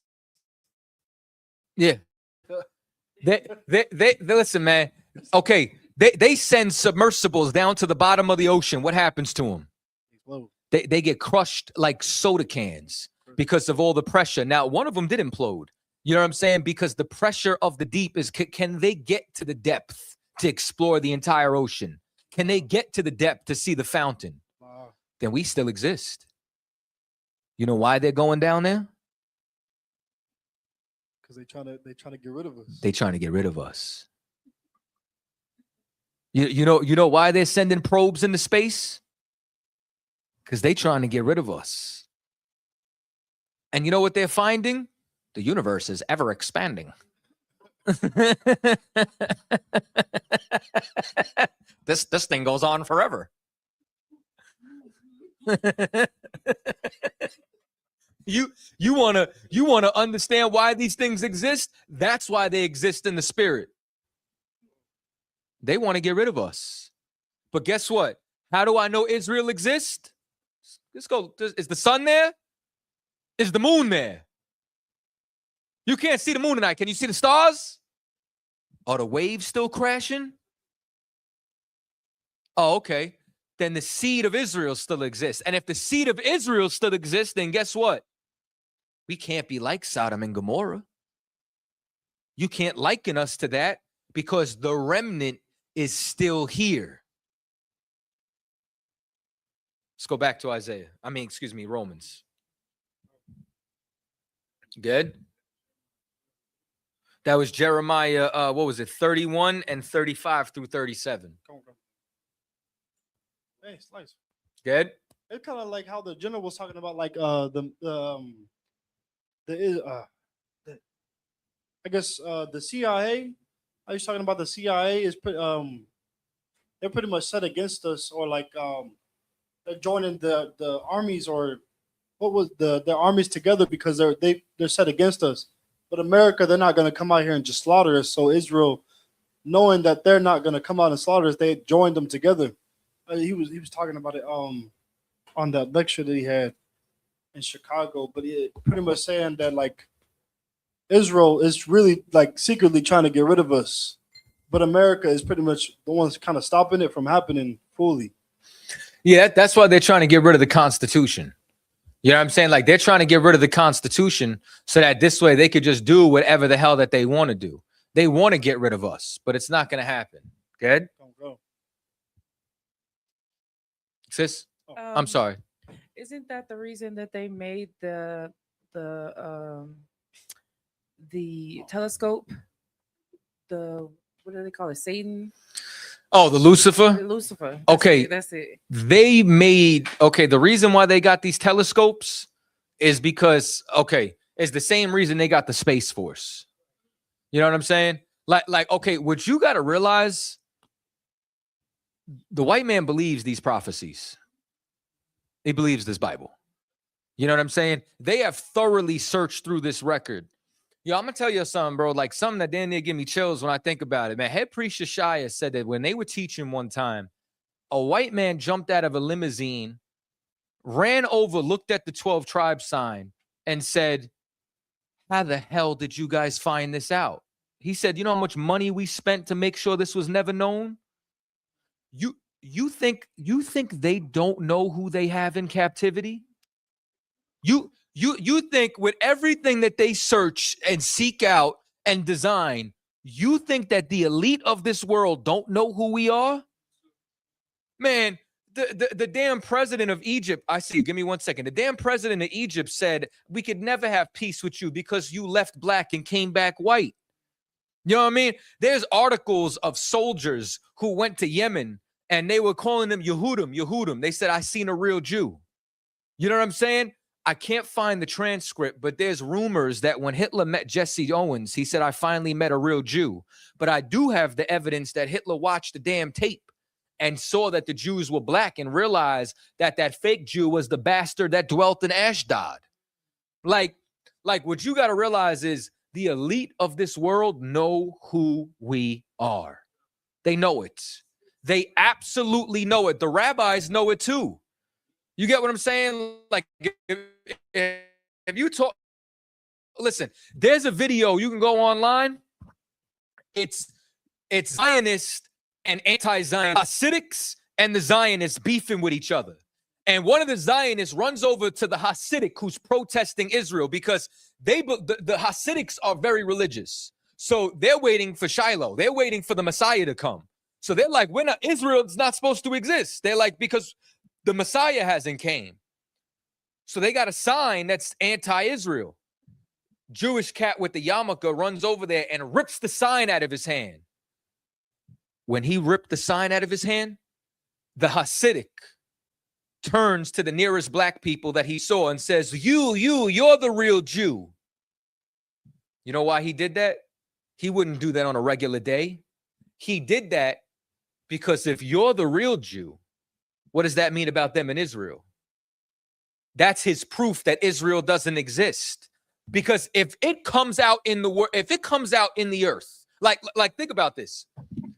Y'all know, like about a year or two ago, Vladimir Putin released images from a vault of Russian icons with a black King David, a black Moses. Y'all saw that?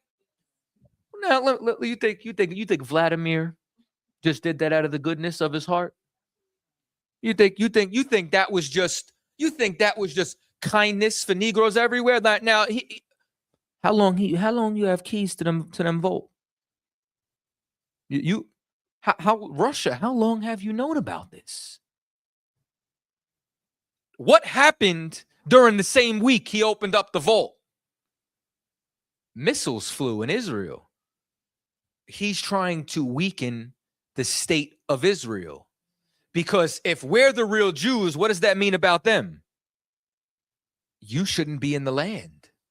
The land isn't yours. You know what else happens? That means the Quran comes from a black religion. That means Judaism comes from a black religion. That means Christianity comes from the nigger god. The fabric of society falls apart. They can't allow that to happen. They know who we are.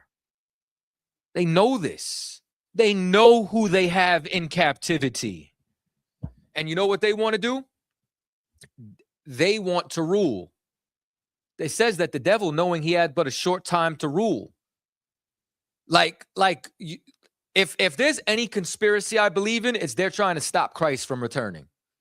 If there's any conspiracy I believe in, it's what we just read about why NASA exists. Because if they could search out the deep, or if they could search out the stars, Israel won't exist. The greatest conspiracy on earth is that blacks, Hispanics, and Native Indians are the chosen people of God. The greatest conspiracy on earth is that that's who's in captivity inside of America. All right. We're gonna finish this, because otherwise he's gonna ask me every week. we gotta finish this chapter. So Most High in Christ, but we gotta finish this so we can move on. You got me held hostage, copper, y'all. I'm just messing with you. Come on with it.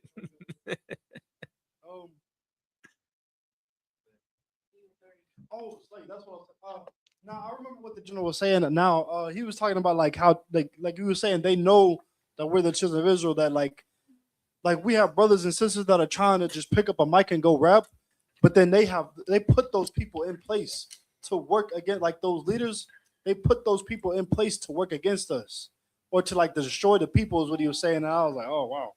Brother, it's what they do is, when we finish this, we'll go to Judith, the 5th chapter. You know what I'm saying? It's so on point, you understand, to the spirit. It's like sin is our kryptonite. Yo, let me tell you something, man. I went to the movies last night. I saw the new Spider-Man. It was amazing. It was incredible. It's my 2nd favorite Spider-Man movie of all time, and I think it's my 5th favorite Marvel movie of all time. It was incredible. All right. And you know what I'm saying? Like the white man is still the devil, but you know what I'm saying? But this Peter Parker is incredible. So now, here's what happened, right? There was a commercial about vaping, and it was a brother and a white boy. And the brother's like, I used to be the fastest on the team, but then I started vaping, and now Brad is faster than me. Yeah, Brad. And then all of a sudden you see this blonde hair, blue eye next to him, and they start running on the track, and Brad is dusting his ass. And then he's like, but now I quit vaping. I'm on your heels, Brad. But the point is, Esau got ahead of him when he starts sinning with vape.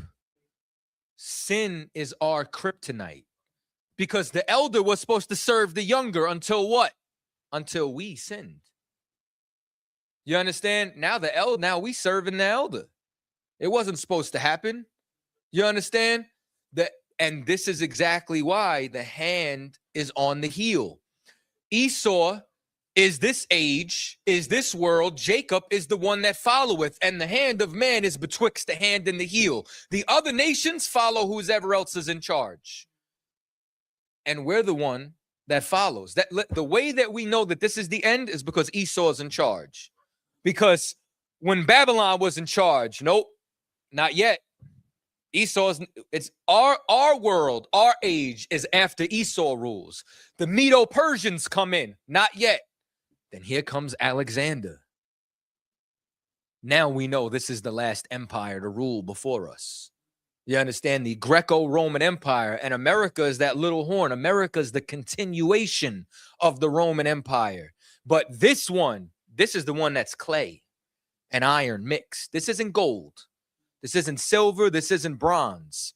This is the shittiest empire that's ever been erected. And what's crazy is, if you've ever left the country, you'll understand, like, everything over here, even in a physical sense, is cookie cutter and trash. I went to Spain and I'm like, Jesus Christ. I'm like, this architecture is incredible. I went to Rome and I'm like, how the hell is this Colosseum still standing?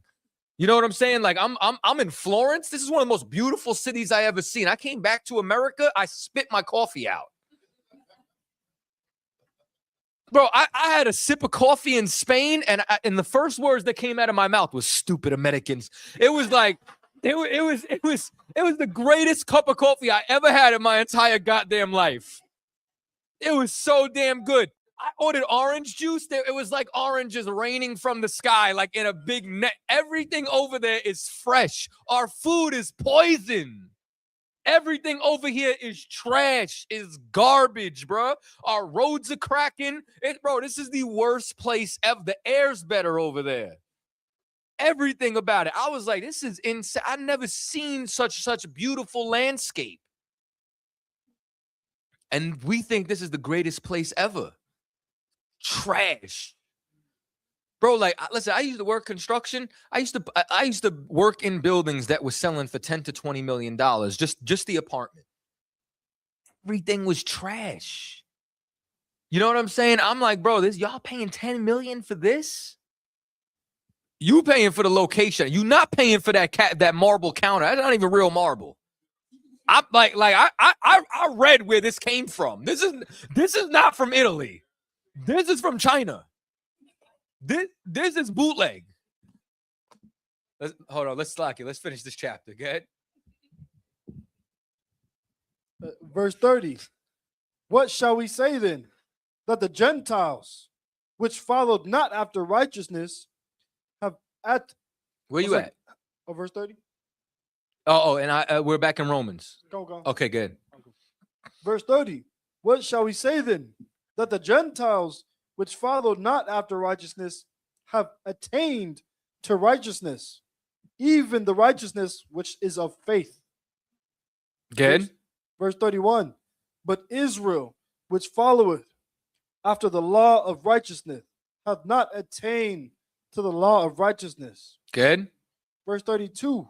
Wherefore, because they sought it not by faith, but as it were by the works of the law. So meaning, right?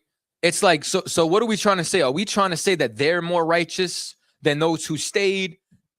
Vice versa? You know what I'm saying? What it's trying to say is how we all fell. You know what I'm saying? Like that's literally what it's talking about with these stumbling blocks in Romans 11. Or boast not after the natural branches. Listen, the northern kingdom and the southern kingdom, we cannot boast against each other. You know what I'm saying? We all fell. You know what I mean? Like, I can't say, you fell so I could come back. I was already gone. And you can't say, I can't come back because you fell too. The playing field is even now. Read on. For they stumbled.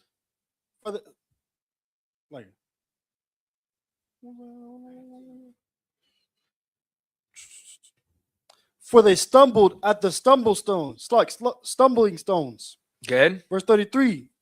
As it is written, behold, I lay in Zion and stumbling stone and rock of offense. And whosoever believeth on him shall not be ashamed. You understand? Whoever believeth in Christ is not going to be ashamed. You understand? Because they're all offended at what Christ is bringing. They're offended at the truth. Listen, you wear a shield, they're offended. They're either saying that don't belong to you or this belongs to Remfan. You understand? You say the Jews are black, they laugh at you. You say Christ is black, they laugh at you. You understand? They don't believe. Christ is an offense to this world because Christ is against everything in this world. Because everything in this world is against the Most High. Everything in this world is against serving the Most High. But whoever believes in him, you're not going to be ashamed. We all fell. You understand? The only way that we don't continue to stumble is if we turn back to the Lord. The only way is if all of us come back together.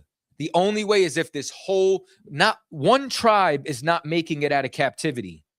All 12 tribes are making it out of captivity. You understand? We're not getting out of here without Issachar. We're not getting out of here without Judah. We're not getting out of here without Naphtali. All of us together are coming back. That's it. And that's the remnant that's going to serve. You understand? Any other questions on this chapter?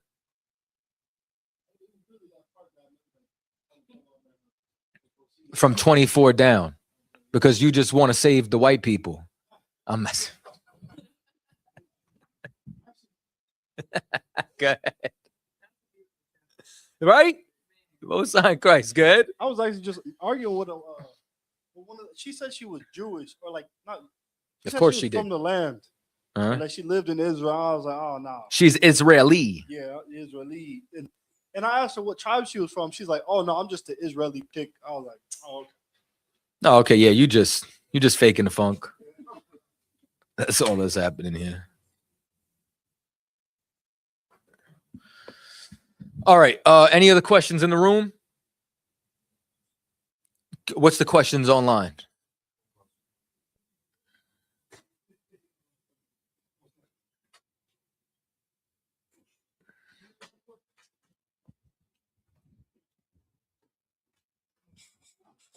It's like it, sir. We got a question online. It's from Lost Tribes 186. Okay, go ahead. It says Corinthians 7:4.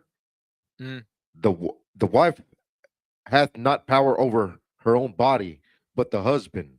And likewise, also the husband hath not power of his own body, but the wife.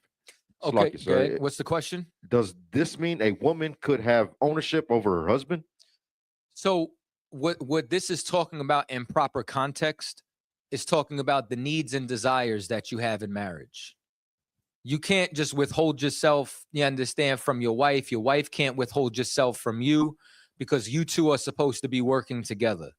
You know what I'm saying? So it's y'all bodies belong to each other.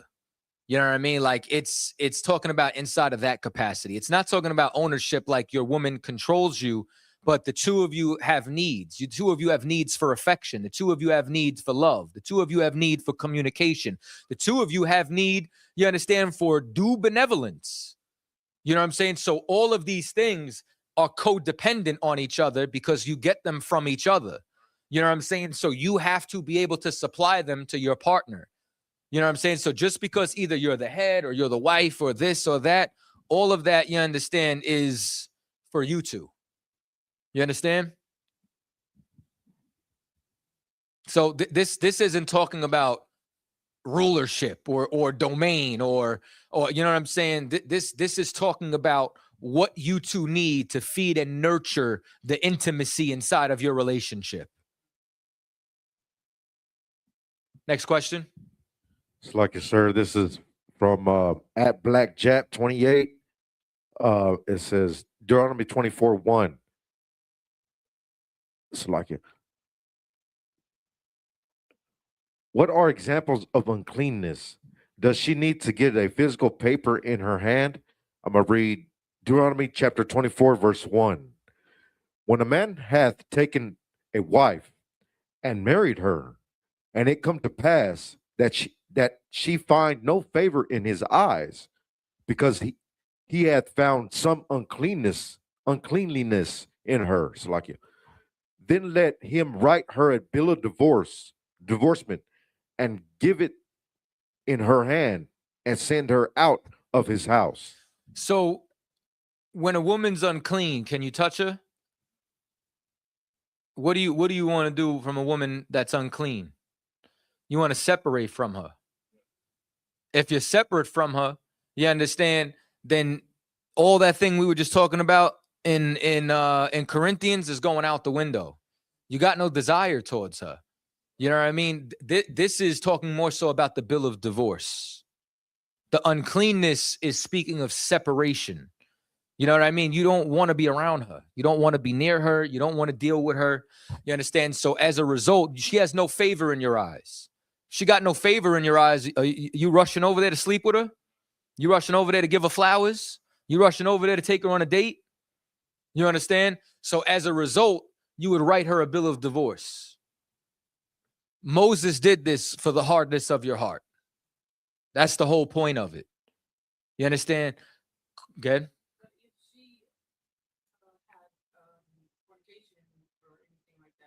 If she had fornication, her and that man is stoned.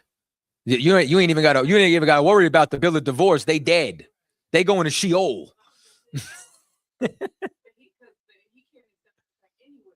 Like, say, like, even in today's time, like, we don't know that woman, but like that man cannot go back into that woman again, right? Well, okay. In that instance, what you're saying is true, but in the instance of when this is written, if the woman would have been caught in an act of adultery or fornication, her and that man will be stoned. You know what I'm saying? Now, on topic to what we're talking about here, if you were to give her a bill of divorce, she could go marry. But the man who was married to her could never take her back once she's with that man. You know what I'm saying? So that would be a little bit more on topic to what we're talking about here. Now, in our instance where we don't have a right to stone in this particular kingdom now, if she was to commit that fornication, you couldn't take her back. She would have to go. You get what I'm saying? Now, if you did, I would advise against it, but you would be one merciful brother. You understand? And here's another thing. You would be doing what the Lord did to us. So like if you've, and I'm going to speak like this for a reason, right? Give me 1 second. Give me Jeremiah, the 3rd chapter. I want to say start somewhere around verse 6 or 8. Here's what you got to realize, right? For the metaphor, I'm going to say this. If you're a brother and you have ever dealt with an unruly bitch, if you have ever dealt with a woman who just disrespected you, put her hands on you, whatever, just all manner of evil, just did you wrong, feel that burn, feel that frustration, feel that pain. That's what every single one of us are to the Lord. We have been a disrespectful bitch to the Most High. Yeah. That's who we've been. You understand? And we have been an adulterous, cheating whore to the Lord. Like imagine you got a woman and hypergamy is in play. You bought the house, you got the blue shutters, the ring, the tire swing, the pool in the back. You paid for her car. You paid for the car note. She don't got to worry about Nathan. You working all week. One day you working, you get off work early, you come home and she getting her back blown out. You understand? By another man in the house that you built for her. How do you feel? How do you feel? Now, instead of you killing her, you give her a second chance. That's us to the Lord. So, in the sense of when we do that to the point of stoning, and that man says that he does not want her stoned, can that be like, say, like, it's with the forgiveness, he doesn't want her to forgive? Okay. All of that is going to be in the hands of whoever's judging at that moment. You know what I'm saying? Now,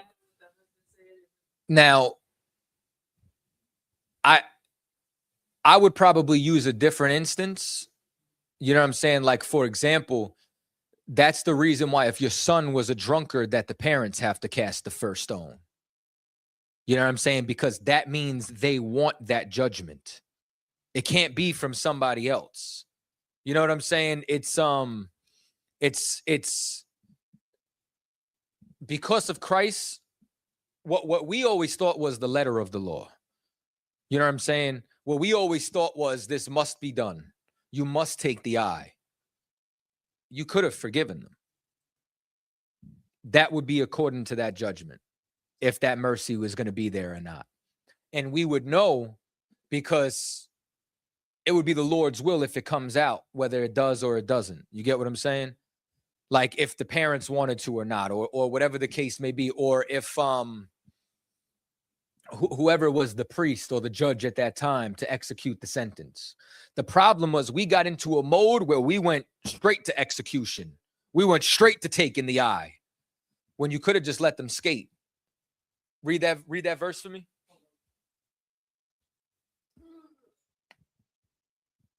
book of Jeremiah, chapter 3, and verse 8.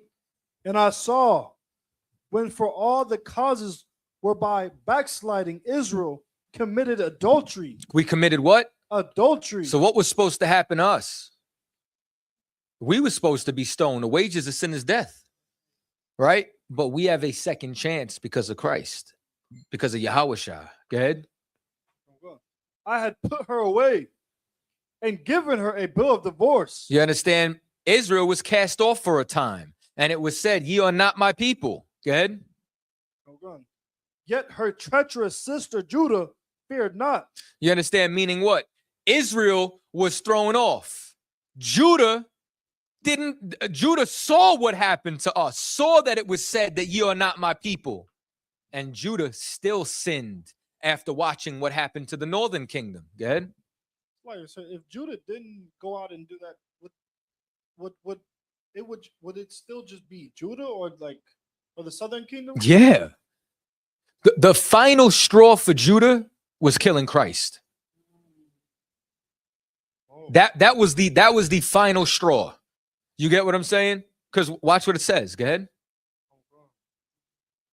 Yet her treacherous sister Judah feared not, but went and played the harlot also. You understand? So this is why Judah went into Babylonian captivity, then into Roman captivity, to the point where they turned on our king for the Romans. Ball game. That's it. You know what I'm saying? Like, you know, it's damn near like if you got two kids, or if you somebody who had an older brother, right, or a younger brother, and he decides to go in the streets, and then you see him get killed in the streets, and then you still go in the streets after that. You didn't learn from his lesson. That's what Judah did. Judah didn't learn from what the northern kingdom did. You know what I'm saying? Like, Israel played the harlot, and then you know what Judah did? Followed right behind. Read on. Verse 9.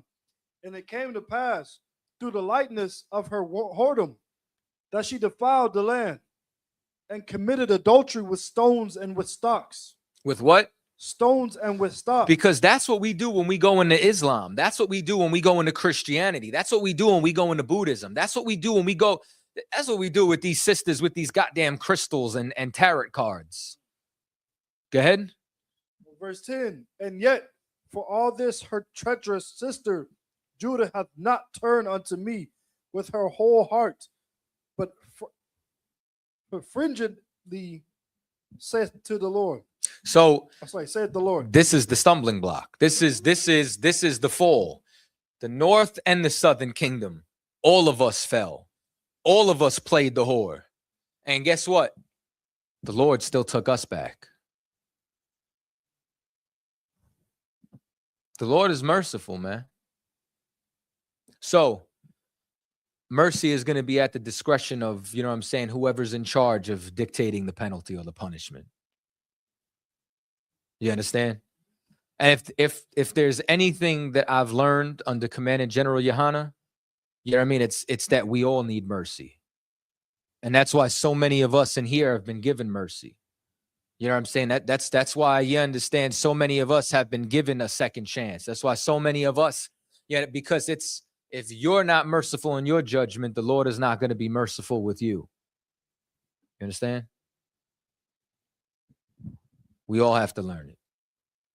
Now, some people never learn. And some people are habitual offenders. You know what I'm saying? But the extreme of it all is the last stop, is the last measure. And that's the whole point. That's what Christ taught us with the spirit of the law. With the spirit of the law, you understand, Yahushua taught us that you don't have to take that eye. You could resist the evil, meaning you could resist the punishment. You can take the eye, but you're not resisting the will for or the desire for revenge. You understand? And forgiveness, true forgiveness, is not seeking revenge. Go ahead. So is that like us going again the second chance? Does that mean there's a possibility for us to mess up the second chance? Lord willing, that never happens. But I mean, you could absolutely mess up the second chance. You know what I mean? You could okay. This will be the last scripture. Give me Hebrews 10 and 26.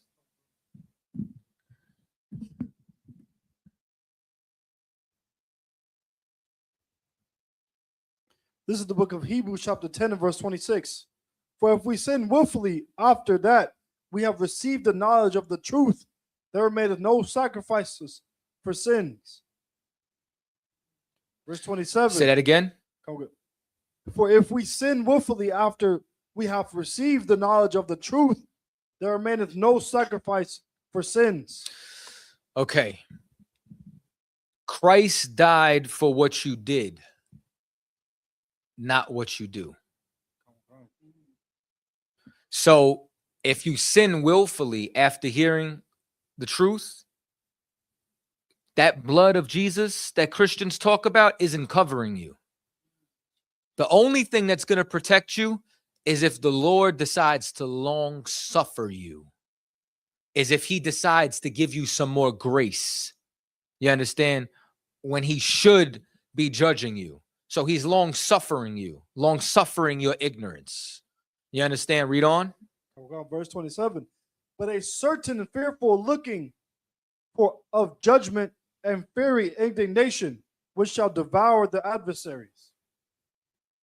So a certain fearful indignation that devoured the adversaries, meaning the Lord got judgments he can do. The Lord could devour you. Go ahead. Verse 28. He that despises Moses' law died without mercy under 2 or 3 witnesses. Under 2, all you needed was for 2 people to come through and say, yeah, we saw them doing this. You died without mercy. Go ahead. Verse 29. Of how much sore punishment. How much of a worse punishment? Pretty damn bad with Moses. Go ahead. Suppose ye, shall he be thought worthy, who hath trodden under the foot of Son of God?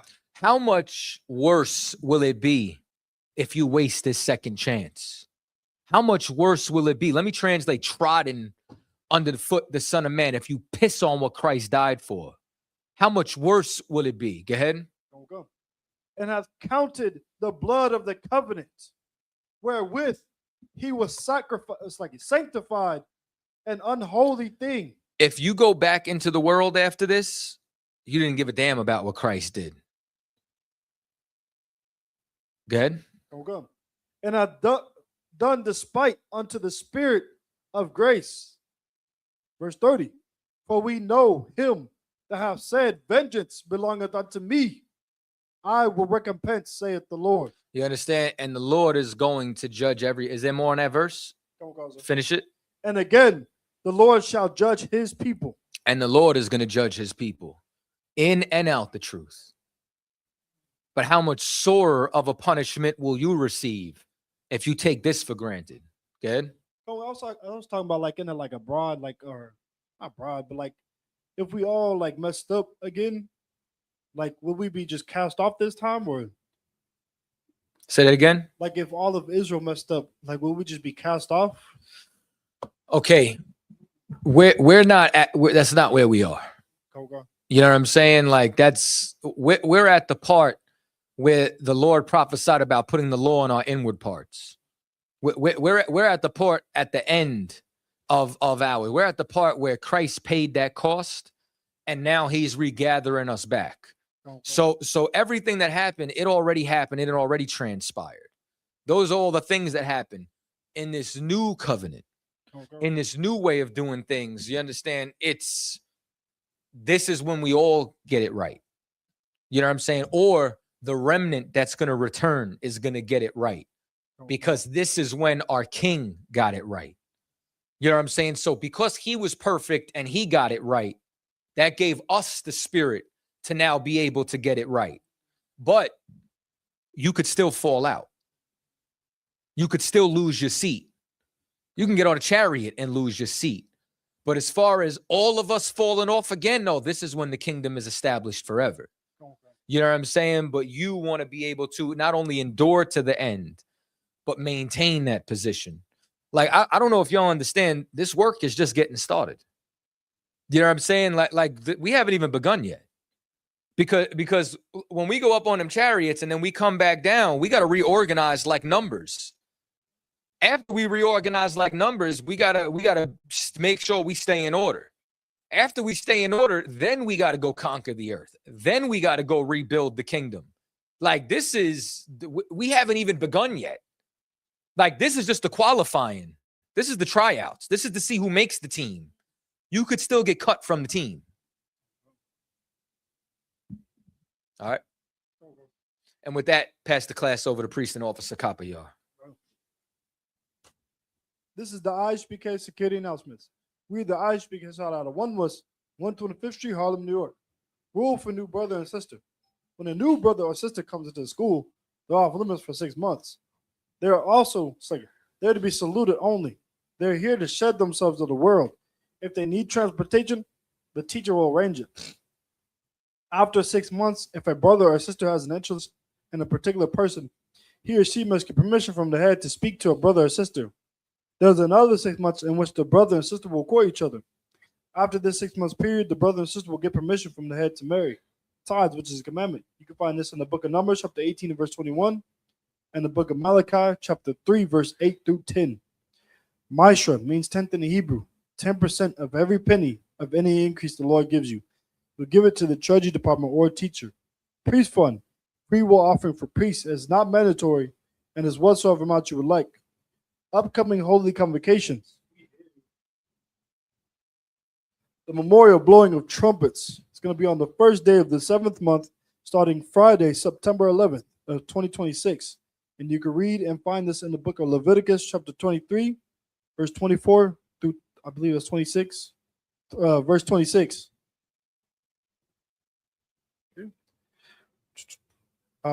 Remember Akwath and Akim to check the bulletin board before you walk out. And then also, if anyone wants to be a trooper in the school, to start wearing all black boots, shirts, pants, hat, and scarf. And this will conclude the Isupk security announcements. That individual Amajim, Amajim, which means to stand. We're going to give one courteous salute to the brothers. Individual Amajim Shabbat, Amajim Barak, Yao Bashim Yao Shah Brakatah. Yajim Matal. We're going to turn and face the sisters. Sisters, you may stand. We're going to give one courteous salute to the sisters. Individual Amajim Shabbat, Amajim Barak, Yao Shema Alatah Bashim Yao Shah. Yajim Matal. Class dismissed.